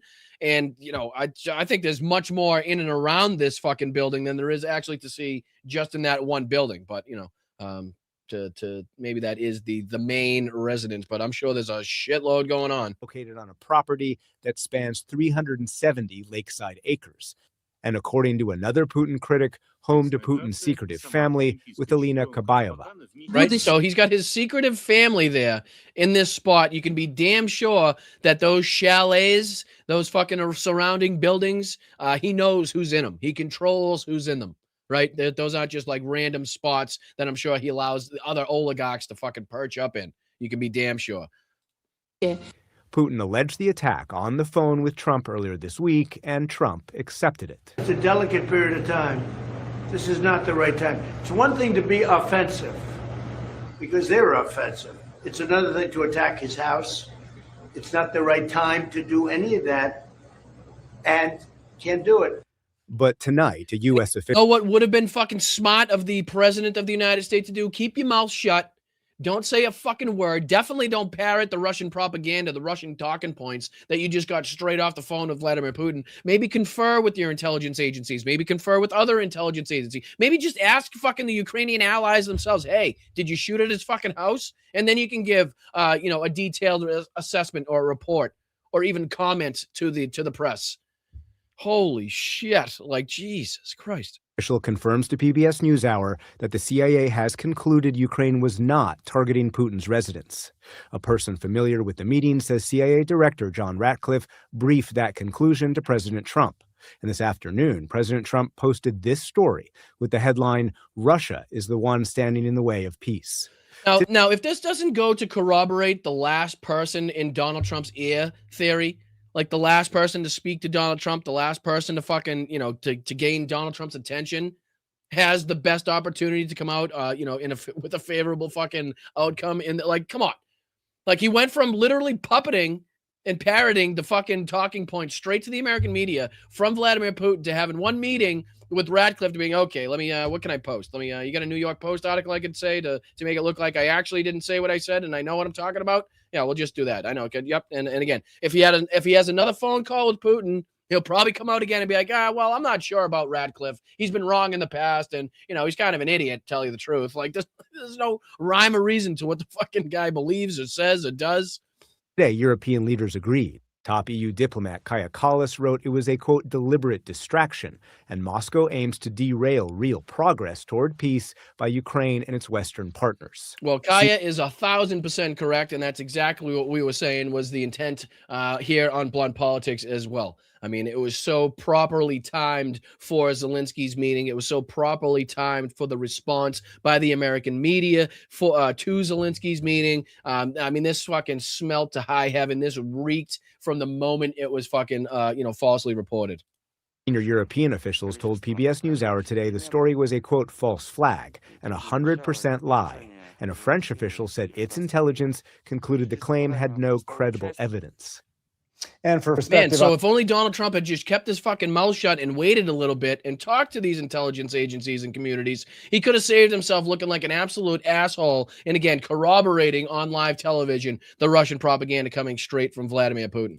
On all this, we turn to Angela Stent. She is the former National Intelligence Officer. All right, so again, for the sake of time, what do you say we dive into this? Because in that same little video we saw that we were just playing, you could see this moment, right? Where they were talking about a Christmas, right? The Christmas tree in the apartment there. So what do you say we dive into Kaylin's video here? Because I think this is very pressing and very well done, if I do say so myself. Again, I know I'm new to the crowd here. I'm new to the Kaylin establishment, and I know there's a ton of great individuals that are reporting on this, and I know it's probably impossible to kind of consume all of them, but I am very appreciative that I have been made more aware. I was aware, just not extremely familiar with, but this is him reporting from Kyiv on New Year's Eve, and this is just a quick 2-minute, 15-second video that he posted, and I think it's very important for us to check this out. And then after this, we'll dive into Volodymyr Zelensky's New Year's Eve address to everybody. And again, it's a long one. It's about 21 minutes long. We'll skim through that because, it's a tough watch. It's not easy. But let's dive into this one, if I may. And again, this is Kaylin Robinson from Kyiv. Take it away, my brother. And there it is, midnight on New Year's Eve here in Ukraine, the start of 2026.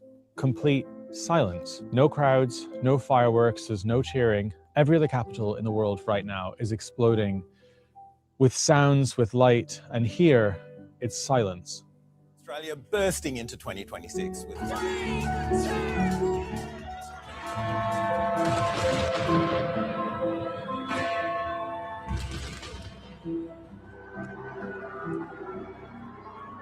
Right now, families are listening for drones instead of fireworks. New Year's Eve is supposed to be about noise, excess, and celebration, and here it's about getting through the night, about seeing another morning. So when your city lights up tonight, remember that Ukraine has to stay dark. And remember that this is not normal.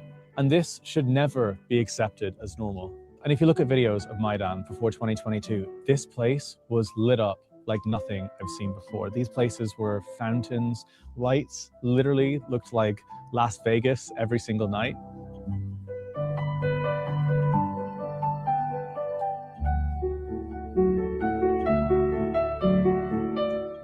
And this isn't what Ukraine is. It's not supposed to be in the dark. It's something that was forced on Ukraine. This country is light in its people, in its living, in its way of doing things. And one day these streets will be loud again. And not with sirens, but with music and laughter and joy. And midnight will sound like celebration again. So wherever you are in the world right now, whether you're with your family by the fire, whether you're scrolling TikTok in bed, or whether you're at a party you wish you never went to, think of Ukraine and think of the fact that this is the only capital of any country in the world right now that looks like this. And most of all, remember who caused it. Well, obviously, very well done. A very good reminder of what's important and what other people are going through in these moments in this time. But it's definitely a surreal moment to be having stood in those exact spots that he's standing in right now. Myself, um, it's just it's definitely a surreal feeling. But definitely very well done by him, and definitely something that we should be thankful for. Definitely things that we should be thankful for here. But all right, let's see if we can dive into this. And again, this is just a little bit of Zelensky's New Year's Eve address. This is New Year's greeting by President of Ukraine, Volodymyr Zelensky. Let me see if I can put the subtitles on. If the subtitles aren't big enough for you guys, let me know and I can make them a little bigger for anybody that likes to read along. Of course, he's speaking Ukrainian in this, so let's go.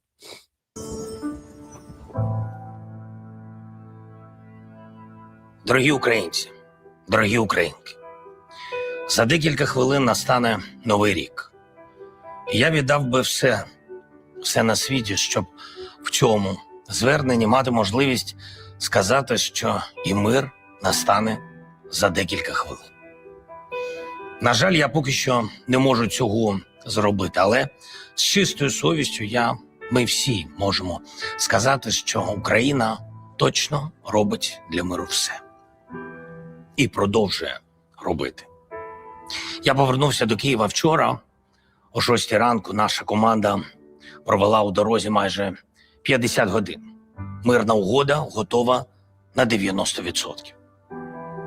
Лишається 10. І це значно більше, ніж просто цифри. Це 10%, у яких насправді все. Це про 10%, які визначатимуть долю миру. Hold on, let me see, because Frank says they have an English version. I might be able to actually, now that you say that, I might be able to see if there's a, my apologies. Let me see if there's a, sometimes you can actually translate it right, for Christ's sakes. Yeah, let me see if I can translate it here. Sometimes they give you the ability to translate it right on here. If not, where's the English? Can you give me is there a link to the English?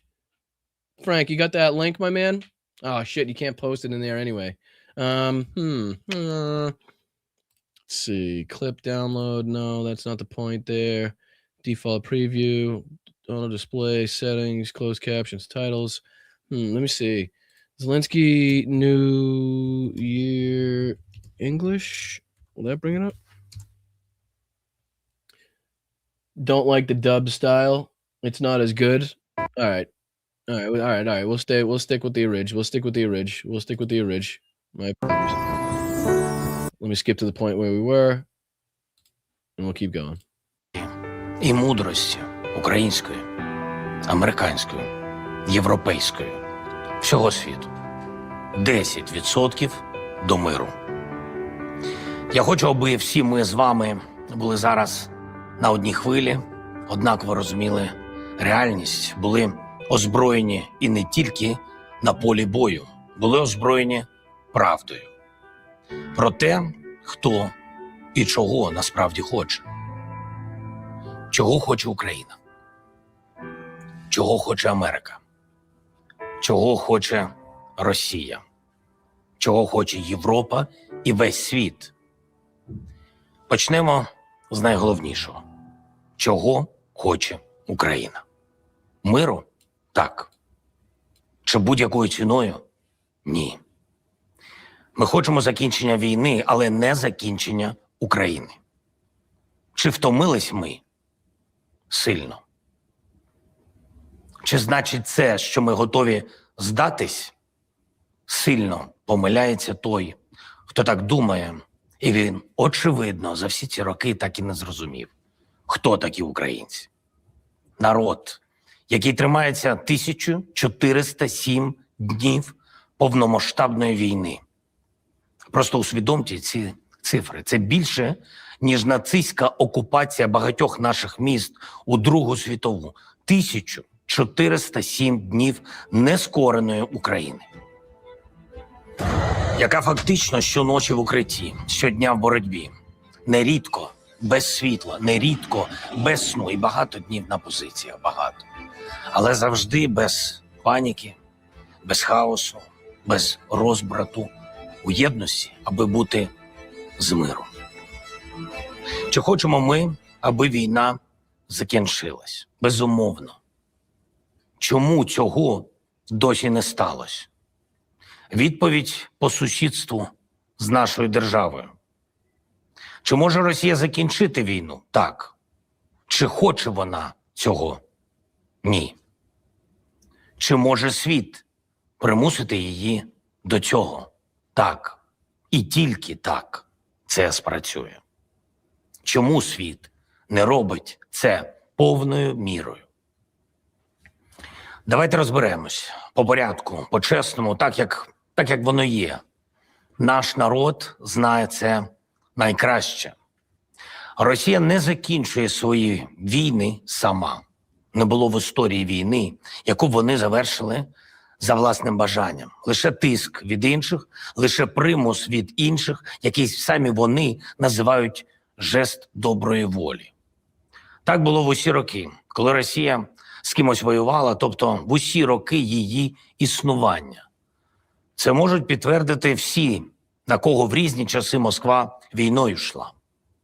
Польща, Туреччина, Фінляндія, Сирія, Грузія, Абхазія, Осетія, Чечня. І цей список можна продовжувати безкінечно, бо майже вся територія Росії зібрана з воєн. Ось з ким ми маємо справу. Ми. Це Україна. Це Європа. Америка. Весь світ. Вийдіть із Донбаса, і все закінчиться. Так, у перекладі з російської звучить обман. У перекладі на українську, на англійську, німецьку, французьку та, власне, будь-яку мову світу. Невже тоді їм досі хтось вірить? На жаль. Бо досі надто часто правди уникають, називають це дипломатією, хоча це просто брехня в костюмах. І тому на Україну тиск, так. І тому ми боремось, так. І доводимо, здавалося б, давно очевидні істини, що після окупації Криму, захоплення частини Донеччини і Луганщини, повномасштабного вторгнення 24 лютого, після Бучі, Маріуполя, Оленівки і всього, що робить Кремль весь цей час. Вірити їм на слово – це просто вирок. Вирок спільній міжнародній безпеці. І кожному лідеру, який просто має захищати свій народ. Чи були ці наші аргументи почуті? Дуже сподіваємось. Чи погодилися з нами? Не повністю. Поки що. І саме тому ми поки що кажемо про 90, а не всі 100% готовності мирної угоди. Наміри повинні стати гарантіями безпеки, а отже бути ратифіковані Конгресом Сполучених Штатів, європейськими парламентами, усіма партнерами. Будапештський папірець Україну не влаштує, мінська ювелірно виписана пастка Україні не потрібна. Підписи під слабкими угодами тільки підживлюють війну. Мій підпис стоятиме під сильною угодою. І саме про це зараз кожна зустріч, кожен дзвінок, кожне рішення, щоб забезпечити всім сильний мир. Не на добу, тиждень чи 2 місяці. Мир на роки. І тільки тоді це дійсно успіх. And I challenge України, anybody. Америки, Європи. I challenge anybody to find an instance, a moment, a time in history where Vladimir Putin spoke about peace like this, as sincerely, as seriously, right? As somberly, right? Is that a word, somberly? I don't know. If it's not, I apologize, but it sounded right. Насправді кожного народу, який хоче жити, а не воювати. Я казав про це президенту Трампу, казав під час першої зустрічі, коли все могло закінчитись штормом для усіх нас, і під час нещодавньої зустрічі, яка дає надію нам усім. На те, що мир близько, він Він як ніколи можливий, і ми здатні забезпечити це разом. І скажу чесно, було зовсім непросто досягти такої зміни градусу у відносинах And I України. still truly believe that he's trying to entice Trump still. Like he's still trying to give Trump some incentive to want to act accordingly, act on the right side of history, help Ukraine. Like he's still, I know it's annoying to hear him say these types of things, but again, I feel like I've kind of explained that in depth in recent shows about how he has to play that kind of role still, as well, as frustrating as it is, I'm sure, to him as well. I mean, come on, to try to put yourself in his shoes in that position, it must be unbearable to even contemplate. But again, he's trying to entice, he's trying to give Donald Trump that out still. He's trying to give him that reason to want to do it, whether or not that's, putting the fucking piece on him, right? Whatever it may be, as long as they can get it done, he's willing to try to do what he can to entice Trump along and try to string him along and try to manipulate him how he knows Trump can be manipulated. And he still kind of has that hopeful aspect. You can tell that this kind of ploy, this type of manipulation will work at some extent, to some extent. І Сполучених Штатів. Від першого овального кабінету та усіх гострих кутів у ньому до розмови у Мар-а-Лаго, яка засвідчила факт: без України нічого не вийде. Україна відстояла своє право голосу.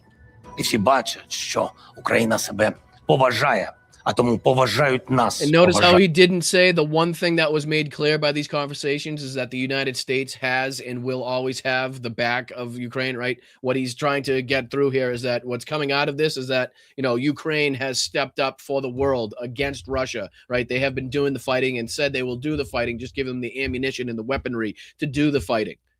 Right. So that's the one thing is that, without Ukraine, there's a lot more that the United States is going to have to worry about and deal with, regardless of what the fucking Republicans and conservatives think. If they think everything will be, everything is going to be A-okay and remain the same. If they allow Russia to overtake Ukraine, to overtake Europe and see where they go from there, the Republicans just can't quite get the concept down of how that will affect, the United States economy. Again, the shit that they pay for, again, the grain, a lot of aspects will change, but they cannot get it through their head. Україна. І найбільш очевидний доказ цього – 7 зустрічей, які були у мене цьогоріч з президентом Америки, в якій би точці світу ми не бачились: Вашингтон, Нью-Йорк, Гаага, Ватикан. Президент США завжди згадує про наш народ. Каже про те, як відважно українці б'ються. І для всього світу така згадка про... Correct me if I'm wrong, but he's playing the game, right? This is him continuing to play that game. Like, this is him learning the lesson of that meeting in the Oval Office, of Donald Trump, berating him about not saying thank you and not praising him enough. This is him playing the game, doing what he has to do as a fucking leader of his country, as somebody engaged in a fucking, in an ongoing battle right now against Russia. He's doing what he has to do, and I firmly believe that. Українців стало обов'язковою, і це щастя.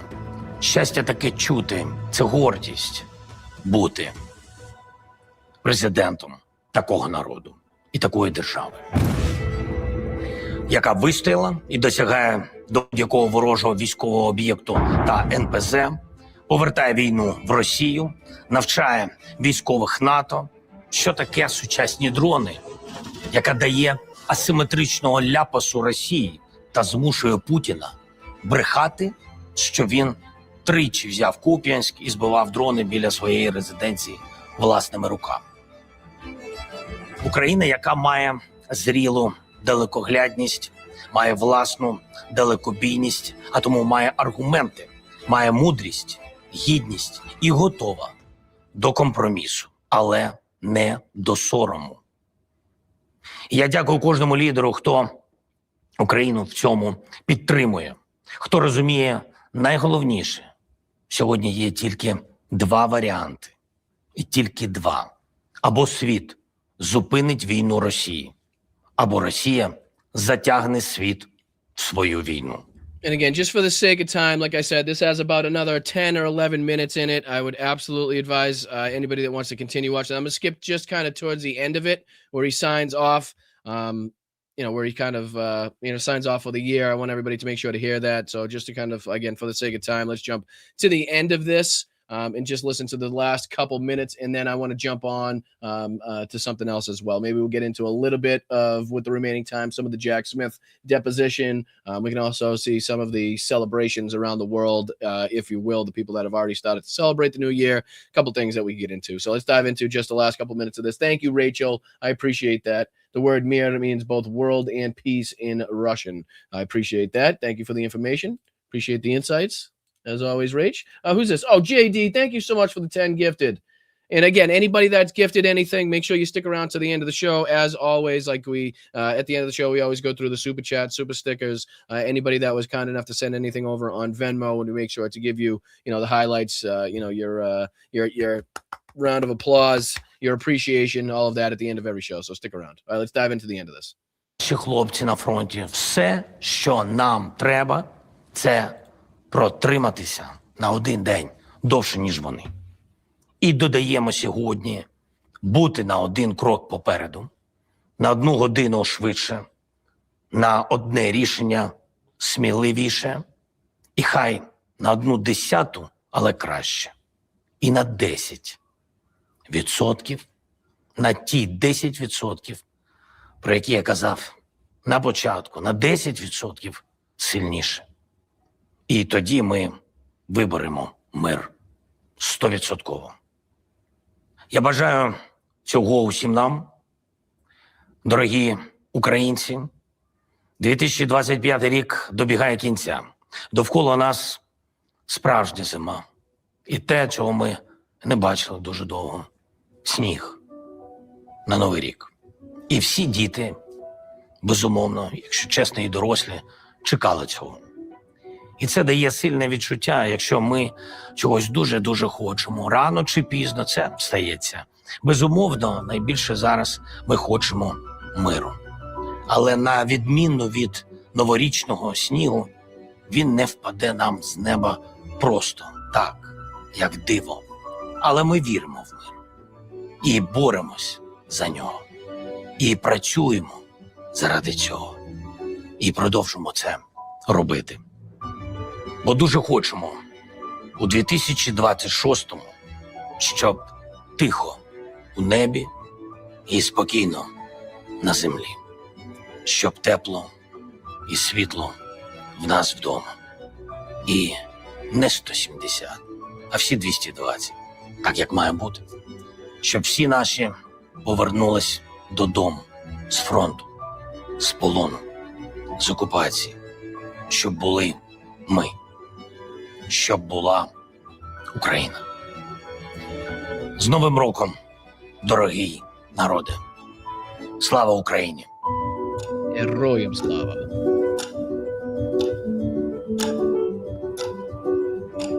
Fuck, that'll get you, huh? God damn. I mean, how do you not respect that shit? I mean, to put that side by side with Putin is crazy. Anyway, all right. So we got some time left here, ladies and gentlemen. I kind of flew through the first kind of articles and stories just because I was afraid I wouldn't have the time to do so. But yeah, we get a couple things. I know, like I said, a lot of people have been talking about the Jack Smith deposition. It's kind of hard with it being 8 hours long to find like a couple, 5 or 10 minute kind of clip to get into. But like I said, the more people that dive through that, I'm sure it'll be cut down into, it's more juicy clips. But then there was also, we could throw this on the screen. I kind of clipped this. This is, I believe, the moment in time where London welcomed in 2026 with the firework display from Westminster Abbey. And again, you guys can let me know in the chat if you want to dive into something else. We can also take a look on Twitter, see what else is going on Twitter. I can tell, oh man, take a look at this too, because this is, again, the juxtaposition to, this is somebody that doesn't want to get involved in the MAGA Civil War. You can tell. Check it. Look at this fucking nonsense, right? And the ongoing talk about the Minnesota, the scams and the frauds going on there, and how we've been, debunking that on this show. Look at this fucking absolute psychopath, Benny Johnson, and what he's been doing over the last 5 days. Check this out. So, where's his first video? So this is his first video right here. All right, can you see where I'm looking at? Let me get out of the way. I'll get out of the way. I'll get out of the way. So this is his first video right here. Somali fraud exposed 5 days ago. He then, since then, has made 1, 2, 3, 4, 5, 6, 7, 8, 9, 10, 11, 12 videos. 12 fucking videos on that one subject. On that one subject, on that one asshole's video, right? So again, this is somebody that's trying to just lose himself inside of the right-wing propaganda so that he doesn't get wrapped up in the whole bullshit fear with like Tim Pool and Candace Owens and Ben Shapiro, right? I think he's had a couple. He might have done a couple videos on it, but it's been a while, I do think, since he's touched like Candace Owens, anything like that. He did 9 days ago. He did the what was it? The JD Vance and the Ben Shapiro at the TP. Since then, not very much, right? He's been kind of solely focused on what looks to be Somalia in Minnesota, if I do say so myself. What an absolute fucking lunatic this guy is. Holy shit. It's just nuts. Take it easy, bro. And you can see who this story is being picked up by, where you could actually, to show you how much legitimacy you should actually give it. And if you can see by that alone, what that shows you, that you probably shouldn't be giving it too much legitimacy. All right, let's dive into this. This is real quick. I just thought this was pretty cool. Again, welcoming in the new year in London, Westminster Abbey. Real quick. Let's go.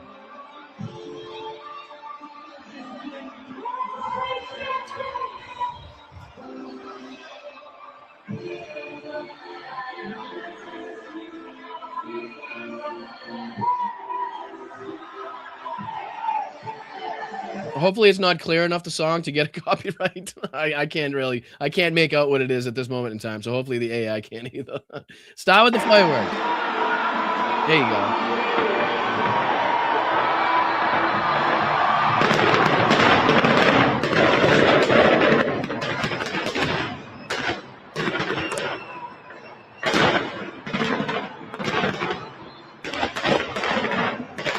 God, I love fucking fireworks, man.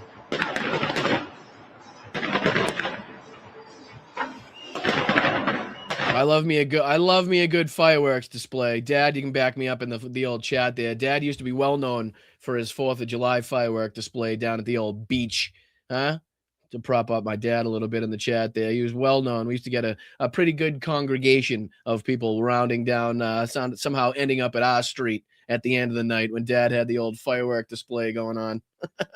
A couple laws broken in that endeavor.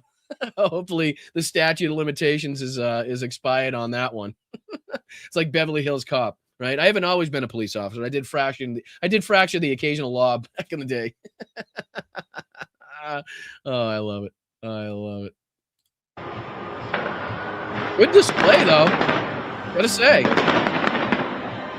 They didn't skimp out on the old fucking on the gunpowder. I gotta tell you that much.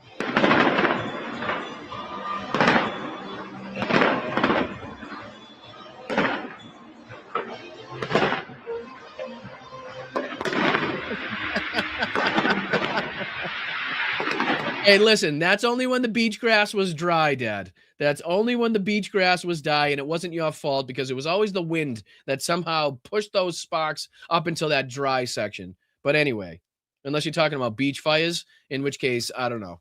I'm not sure. But I do appreciate you chiming in.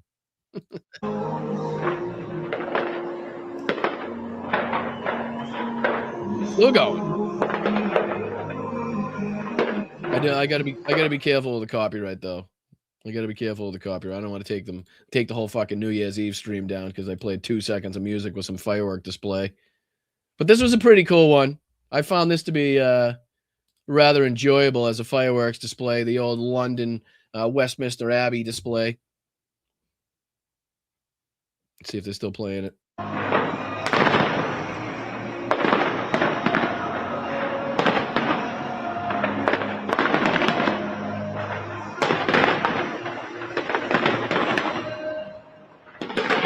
Right? Is there like a live look at it? Oh, hold on. My apologies. Is there a live look at New York City we could take a look at or something like that? Live look at Boston, maybe? Let's see. NYC New Year's Eve. Let's see. Some videos. Any live going on? New Year's Eve live? Yeah, let's pop in on this. Here's the NYC. Here's the old NYC. Let me get some sound on you. Guys, we're in the thick of it. The crowds are already here. It's amazing. New Year's Eve. So obviously, needless to say, hopefully that everybody out and about tonight does remain safe. Hopefully you're surrounded by people that can be watching your back and have your best interests at all times. But again, if you're out in these big areas, these big crowds, Boston City, for that instance, New York City, any one of the big parties, just, keep your wits about you. Make sure you're staying safe. Make sure you get your exit strategies planned just in case. I know it sucks to have to hear and say and do, but it's unfortunately the world we live in today.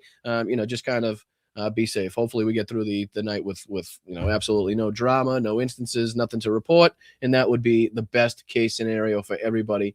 But yeah, this is New York. Let me see if we get a Times Square. We're in the heart of Times Square. We're ready for the ball. The ball to make its appearance. We're ready for the ball. I just poured a cup of coffee waiting for the ball to drop. It's going to be fucking incredible here in New York City. The ball and the dropping and shit. It's good. It's a brand new ball. I can see the... Come on. How many times are you going to say ball? 2026 numbers, but they haven't illuminated them yet. But they're up there. So let me... Liquid Level, thanks for joining. I'm going to the 1X view. Yep. Welcome aboard, guys. We're on 46th Street. Times Square. Times Square. Broadway to my right. Yeah. 7th Avenue. To my left. Welcome aboard, everybody. Happy New Year. I don't see anything. I don't see like a live stream for the Boston one. It's pretty easy to find the New York one. Is there like there's no live stream for Boston? New Year's Eve live stream? Gotta be, right? What the fuck? Let's see here. Kick off Times Square. I don't want Times Square. I want Boston. Nothing? What the motherfuck? Celebrate first night festivity. Oh, here we go. All right. My apologies. Oh, I have a feeling some copyright music is going to be in play. And I was right. But here's a live look at the first night in Boston, or at least a partial view of it. At least looks like people are trying to stay warm by doing jumping jacks. Suckers. No, I'm just kidding.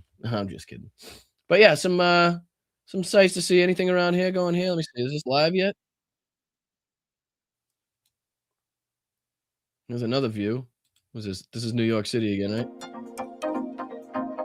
What time is it right now? It's only 10:13 back east. All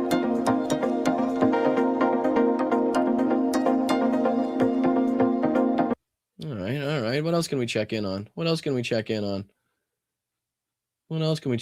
the chat. How about we check in on the chat? What's up, chat? How's everybody doing? Everybody's living large tonight? Everybody's living well? Everybody's doing well? Appreciate you guys. Once again, Happy New Year to all of you. Appreciate you guys. Hope you're having a wonderful night. Hope you've had a wonderful holiday season in general. Thank you for, again, the time you spent here at Blunt Politics. I really do appreciate it. Drink them if you got them. Smoke them if you got them. Happy New Year. Let's fucking go, right?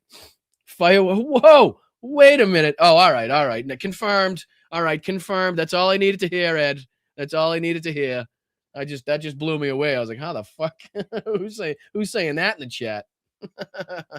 In case you're wondering, I got the whole fam Damley here in the chat, and I do appreciate them very, very much for showing up. So thank you guys. Yeah, puff, pass. Yeah, I'm going to throw you guys on the screen. You guys deserve it. Let me throw you guys on the stage. There you are. Let me make you a little bigger.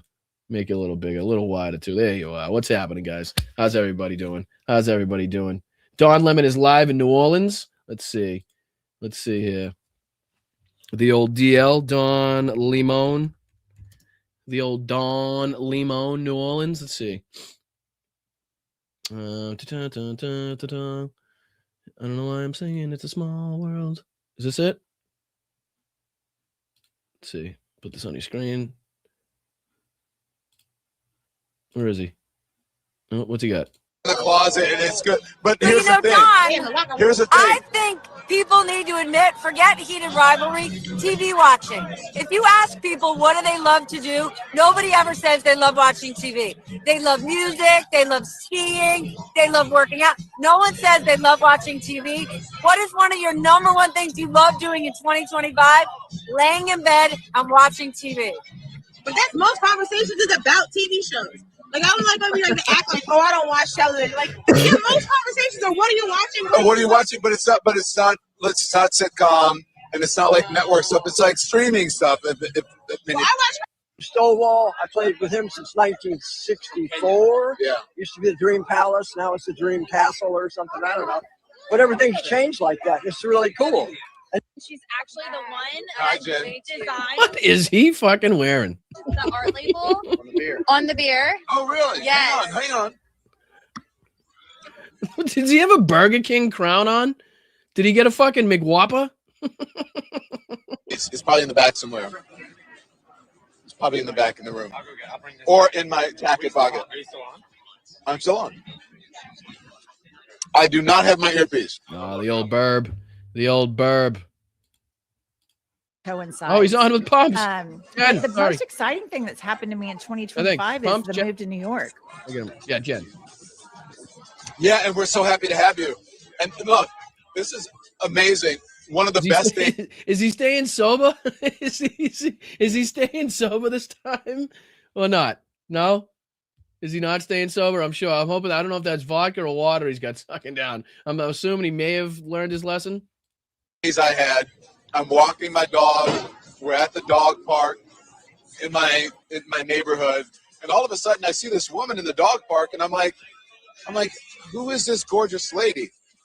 And it was Jen Welch. And I was like, she's a New Yorker now. And we're going to bump into each other. And it just warmed my heart. How the fuck what are the chances that these two people, they just randomly bump into each other? I'm not randomly bumping into fucking people like this anywhere. What are the chances? Yeah, we just Don Lemon bumping into Jen Welch. We didn't know. Hey, you didn't know we were going to be here. No, you walk your dog here. I do too. Oh, shit.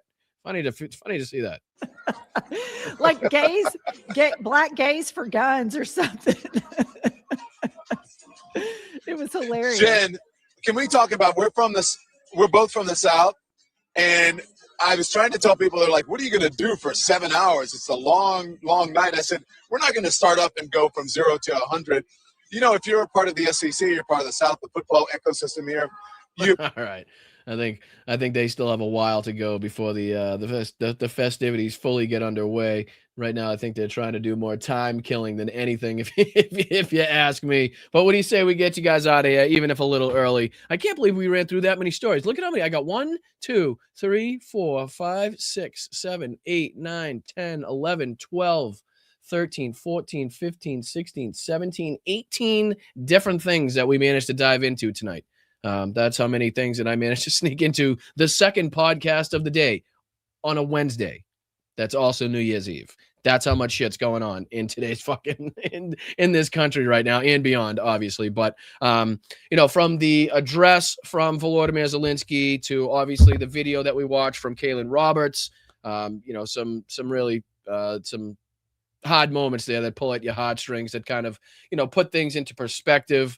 That not only that, but it shows you what an actual leader sounds like, what it sounds like when somebody has compassion and empathy and actually cares about, the well-being of their, not only the country, but the people that inhabit the country, right? You could see it in his eyes in Zelensky. And again, you could look directly at his eyes and then look directly at somebody like Donald Trump when he speaks and how he speaks.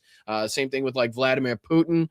It's night and day. It's a night and day difference. And you can tell that he has, that he cares. He couldn't care more, really. Like he's put everything, he's invested everything into this, and peace is definitely an outcome that they're looking for, and they're willing to put up concessions like we saw and we've talked about.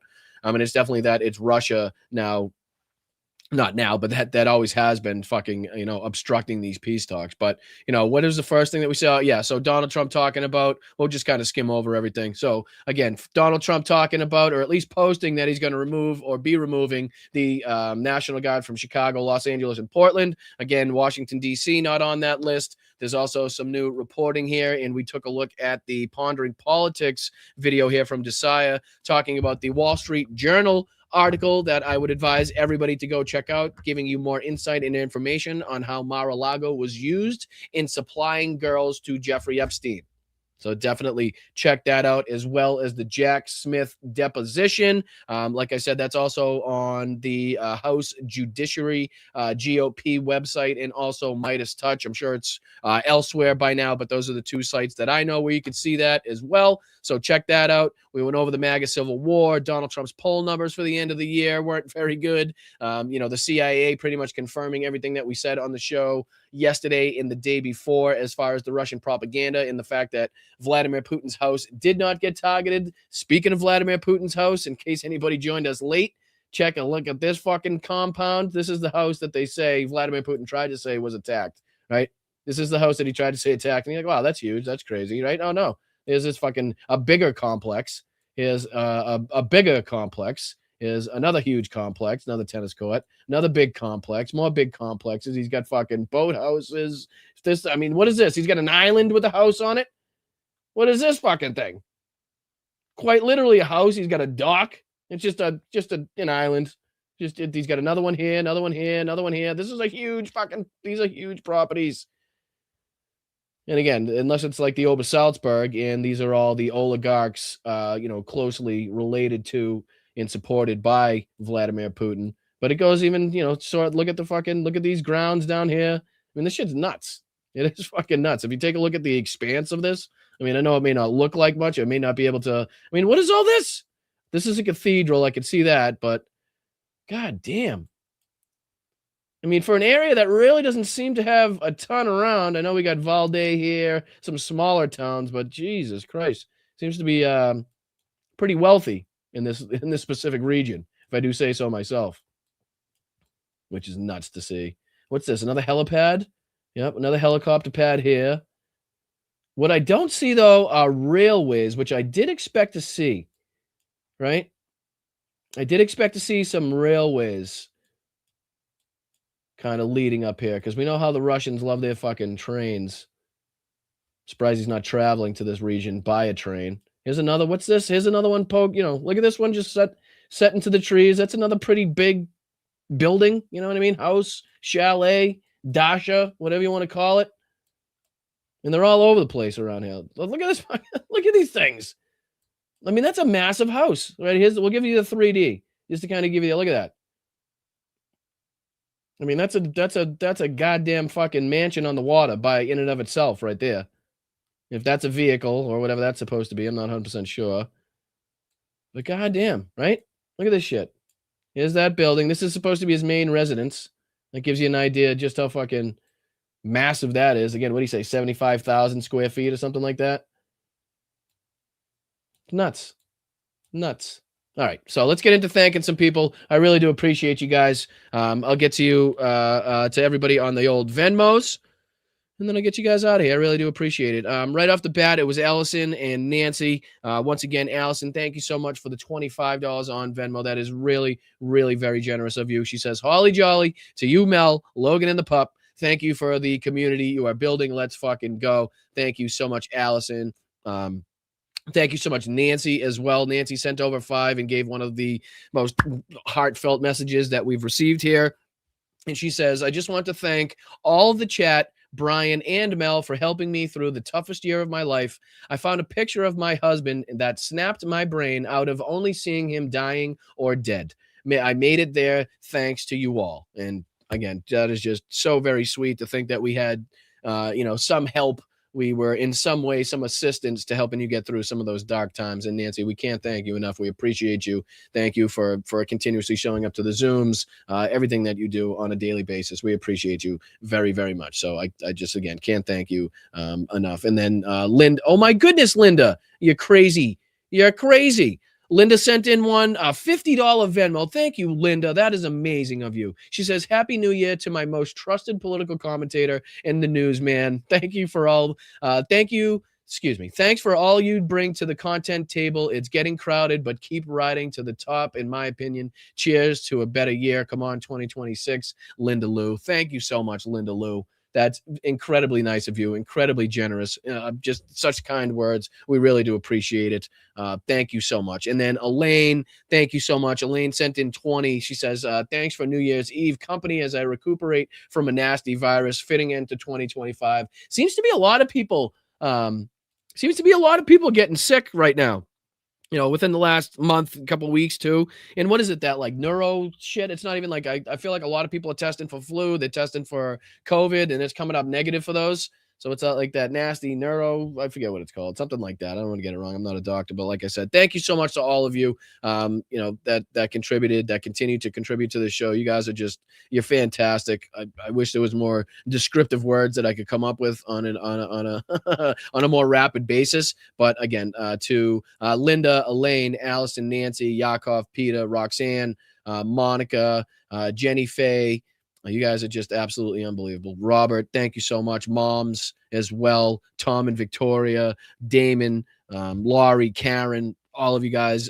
Brian, thank you as well. Michelle, there's just so many. Teresa, Ricky, Claudia, Jim, just all of you guys are just incredible. So I can't thank you enough. Let's get into thanking some people here on the old tubes of you, and then I'll get you guys out of here so you can get drunk.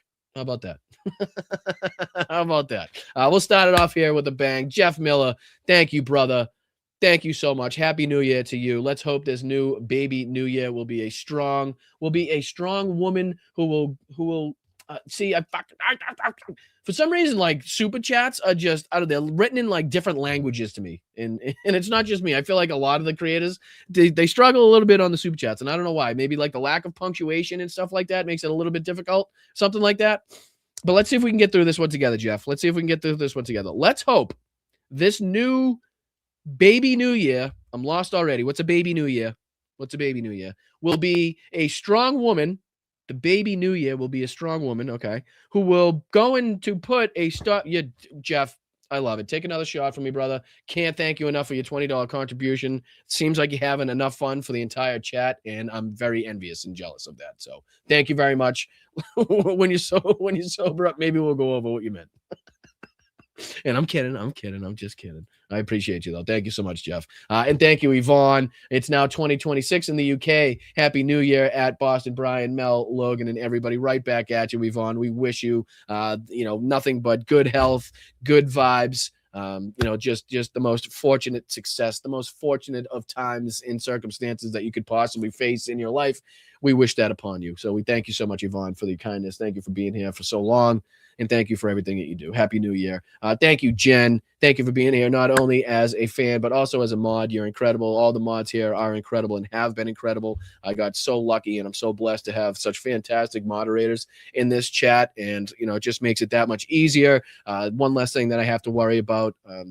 They do a hell of a job. They do a hell of a job, and I can't thank you enough. So thank you, Jen, for the 10. And she says, you need only be 16 years old to work in a legitimate spa. That just seems fucking crazy to me. That just seems crazy. I knew 16. I was working probably 14, 15, 16 but I was washing dishes. Like I'd say like a spa, like spa activities is probably not something I'd want my any age child around at all. Right. So thank you so much. I appreciate you guys enlightening me on that. Ed, what's going on, brother? I appreciate that so much. Boston, Brian, killing it, bro. It's only because of kindness like this. It really is. It's only with support of friends and family members that I am, able to do this, that we're able to grow this platform, grow this channel. So thanks, Ed. I really do appreciate you. Please tell everybody I said hello.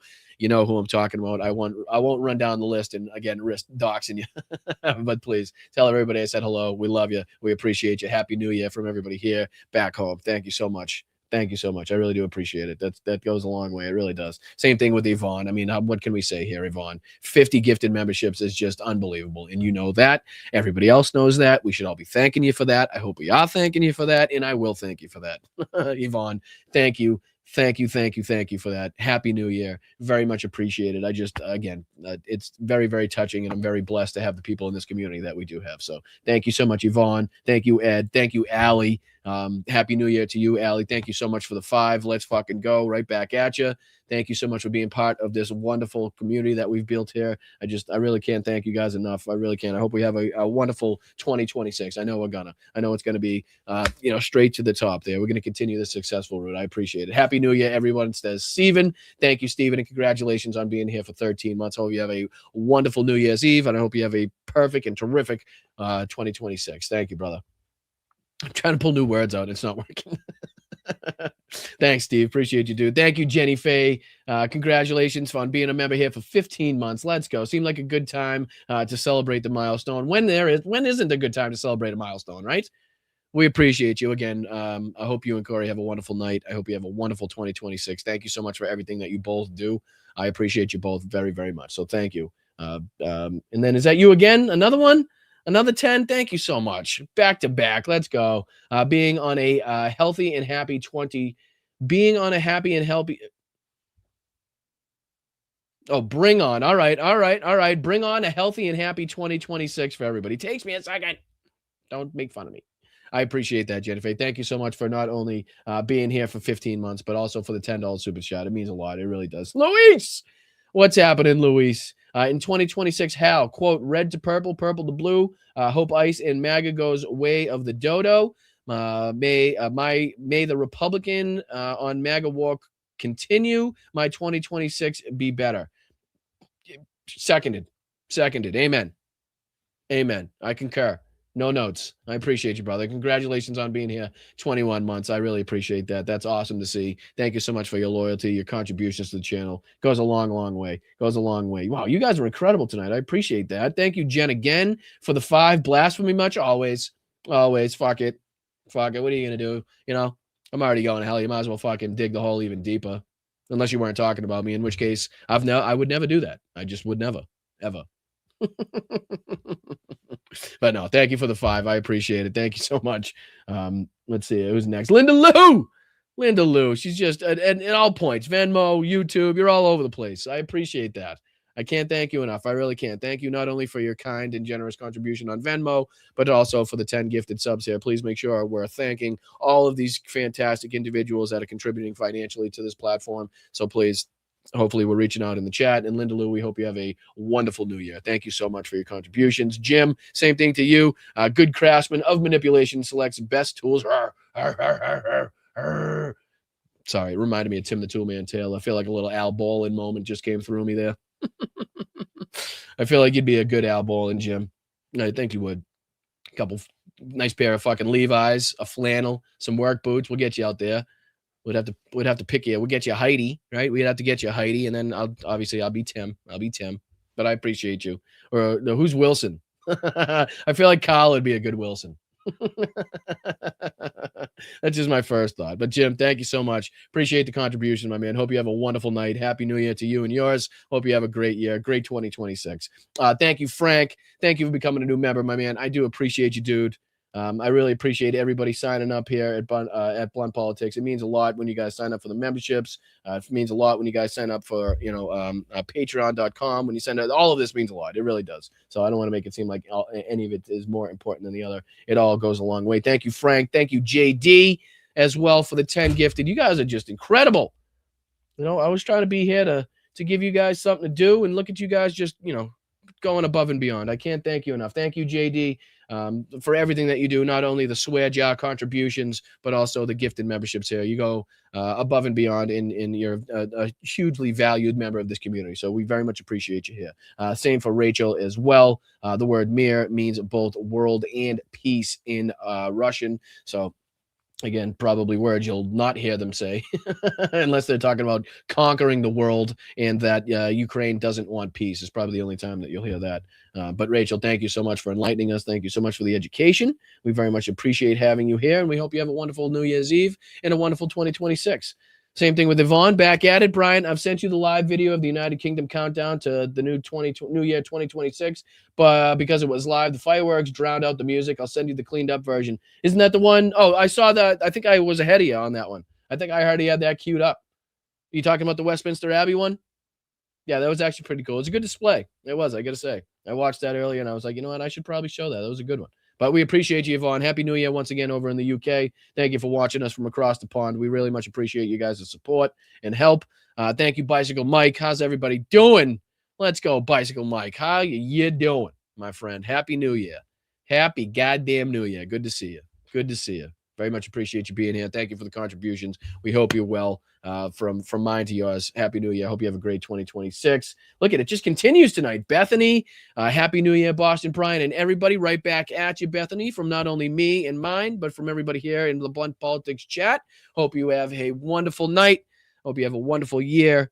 That is all we can wish for. Thank you very much, Bethany. Hope you have a good one. Thank you, Jen. Again, not doing well right now. Might have to bail for the ER. Happy New Year. Oh, no.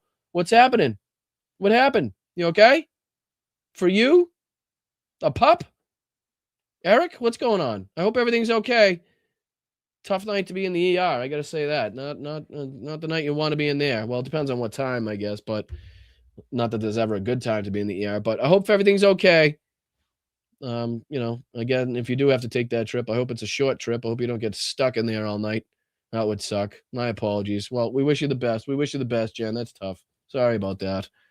JD again for another 20. Thank you. Lucky profanity bonus to end the year. Thank you, brother. I mean, you've again, like I said, you go above and beyond. I can't thank you guys enough. I really can't. That means a lot. I'll throw that right in the jar for you, brother. You know I will. Thank you, Allie. Happy Mama's Eve. XOXO from Philly. Much appreciated, Allie. Happy New Year to you. Hope you're celebrating in the right way. Hope you have a wonderful year. That's gonna go. Oh, Ed's back at it. Let's go, Ed. Come on, man. Come on, man. I can't thank you enough. Can't thank you enough. Can't thank you enough for all those parties, too. I just keep thinking of the Patriots parties. But I appreciate you, brother. Thank you so much for everything you do. Love you guys. Much appreciated. Tell everybody once again I said hello. Same thing for Yvonne again. I share my blessings. Thank you for another 10. Yvonne again with another 10. Having a big night, Yvonne. Yvonne's had a couple. If you had a couple, Yvonne, don't lie to me. Don't lie to me. Huh? Couple Guinness. Let's see here. Brian, I'm half cut. Oh, I should have just read this. I should have just read this would answer my question. I'm half cut already. You wouldn't know if you look at me. I'm so cute, even if I do say so myself. Well, that's what they tell me. I knew it. I knew you're fucking a couple pints deep. I could tell. I appreciate you. Live it up for me. Live it up for me. Yvonne's out there living her best life, and I couldn't love it any more than I do. Couldn't love it any more than I do. All right, who's next? Be careful, Yvonne, out there. Stay safe. Candy, thank you so much for the 10. Just because I got here late again. All good. All good. No apologies necessary, no matter what. No matter what. Even if you guys don't catch it live, it's always going to be posted for you guys to see. You'll never have to pay to see it. No paywalls whatsoever. All good, Candy. I know everybody's got a busy night, busy schedule. It's the holiday season, friends, family members. Don't sweat it. I very much appreciate your contributions, and I appreciate you guys showing up at any point in time while this is posted. So thank you, Candy. Don't worry about it. Oh my goodness. You definitely didn't have to do that. You didn't have to go that far. Thank you so much, though, Candy. That's amazing. I really do appreciate that. I got nothing. Well, it seems like you got at least fucking 60. Seems like you got at least 60, and I very much appreciate that. Again, I hope that wasn't because you thought you were late and had to make up for it. Jeez, I'd feel really bad if people were thinking I was like that mean.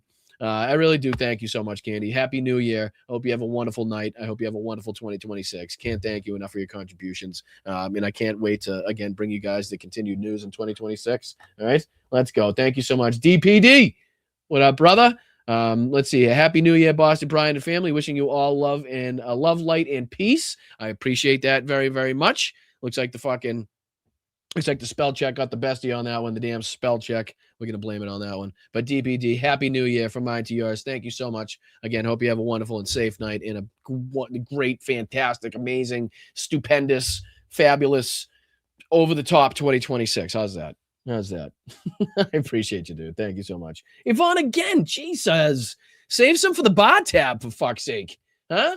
We're going to see one woman arrested in the UK not being able to pay the fucking pub tab. Said she sent all her money to Blunt Politics in Boston, Brian. Authorities now trying to track him down and get those super chats back. Seeming she gifted about 700 memberships last night and didn't know any of it.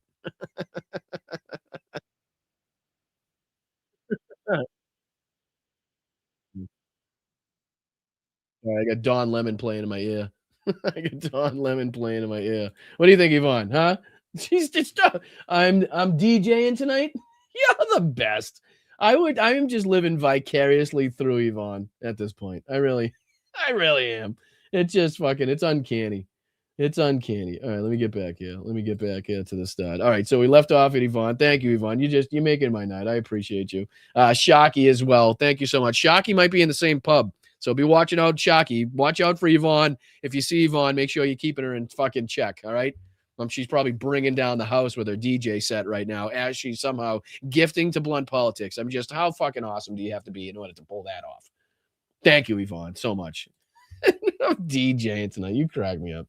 You really do. All right. You guys are fantastic. I'll get you guys out of here. I really do appreciate it. Thank you.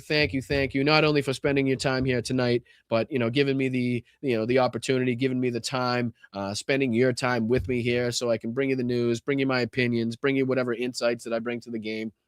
The growth that we've seen in 2025 is just, it bodes well for 2026. I must say, if we can continue on this path, continue growing this community, the fabulous community that we've built here. Let me just make sure that nobody didn't donate late to the old Venmos.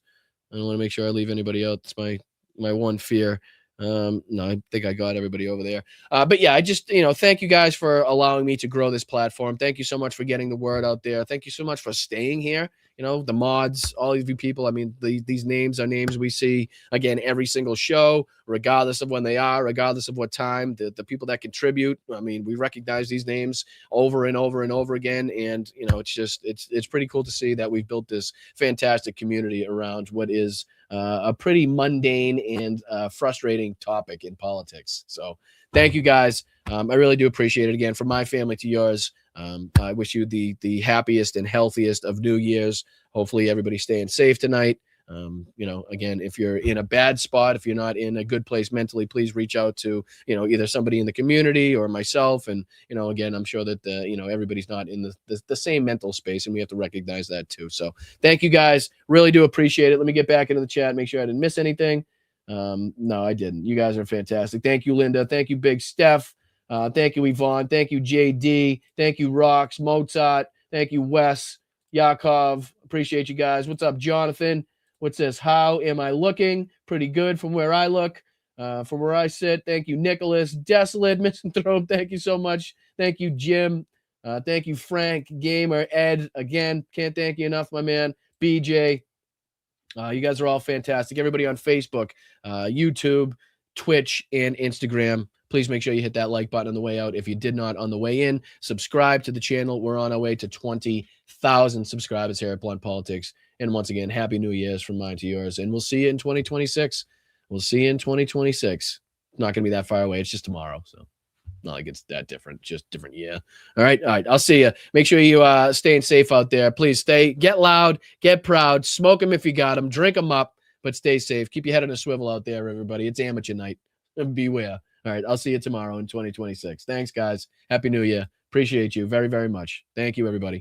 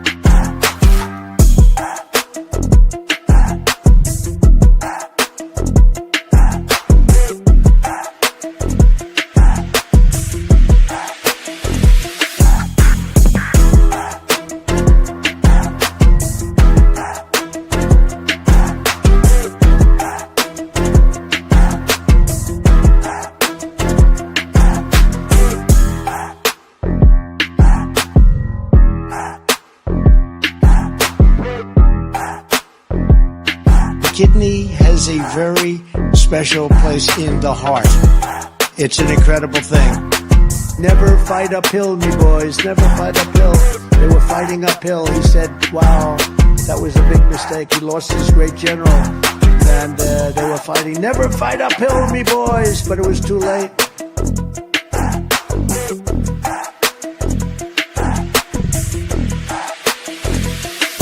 You're a nation that just recently heard that Saudi Arabia and Russia will repeat your...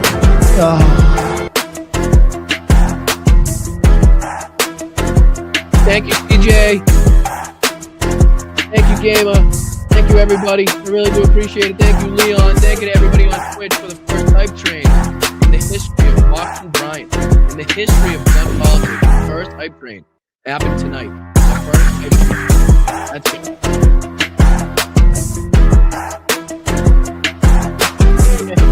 Nick, you're the fucking mountain master, dude. You will count David. I appreciate you, brother. Thank you to all the mods once again. We love you. And every one of you. Thank you so much. Again, if anybody needs to reach out for any reason whatsoever, don't hesitate to reach out, please. Jackie! What's up, fucking Jackie? Thank you, Wes. Wes, I hope you have a great night, dude. I really do. I hope you have a wonderful new year as well. Hope you have a wonderful 2026. Thank you for the support, dude.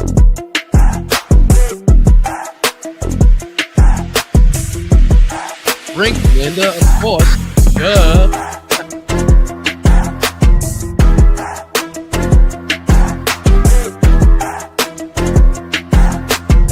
Alright, guys, I'm out of here. Happy New Year.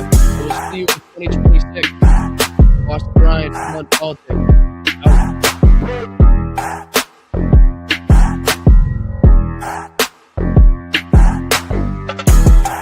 The big, fat, sloppy United States.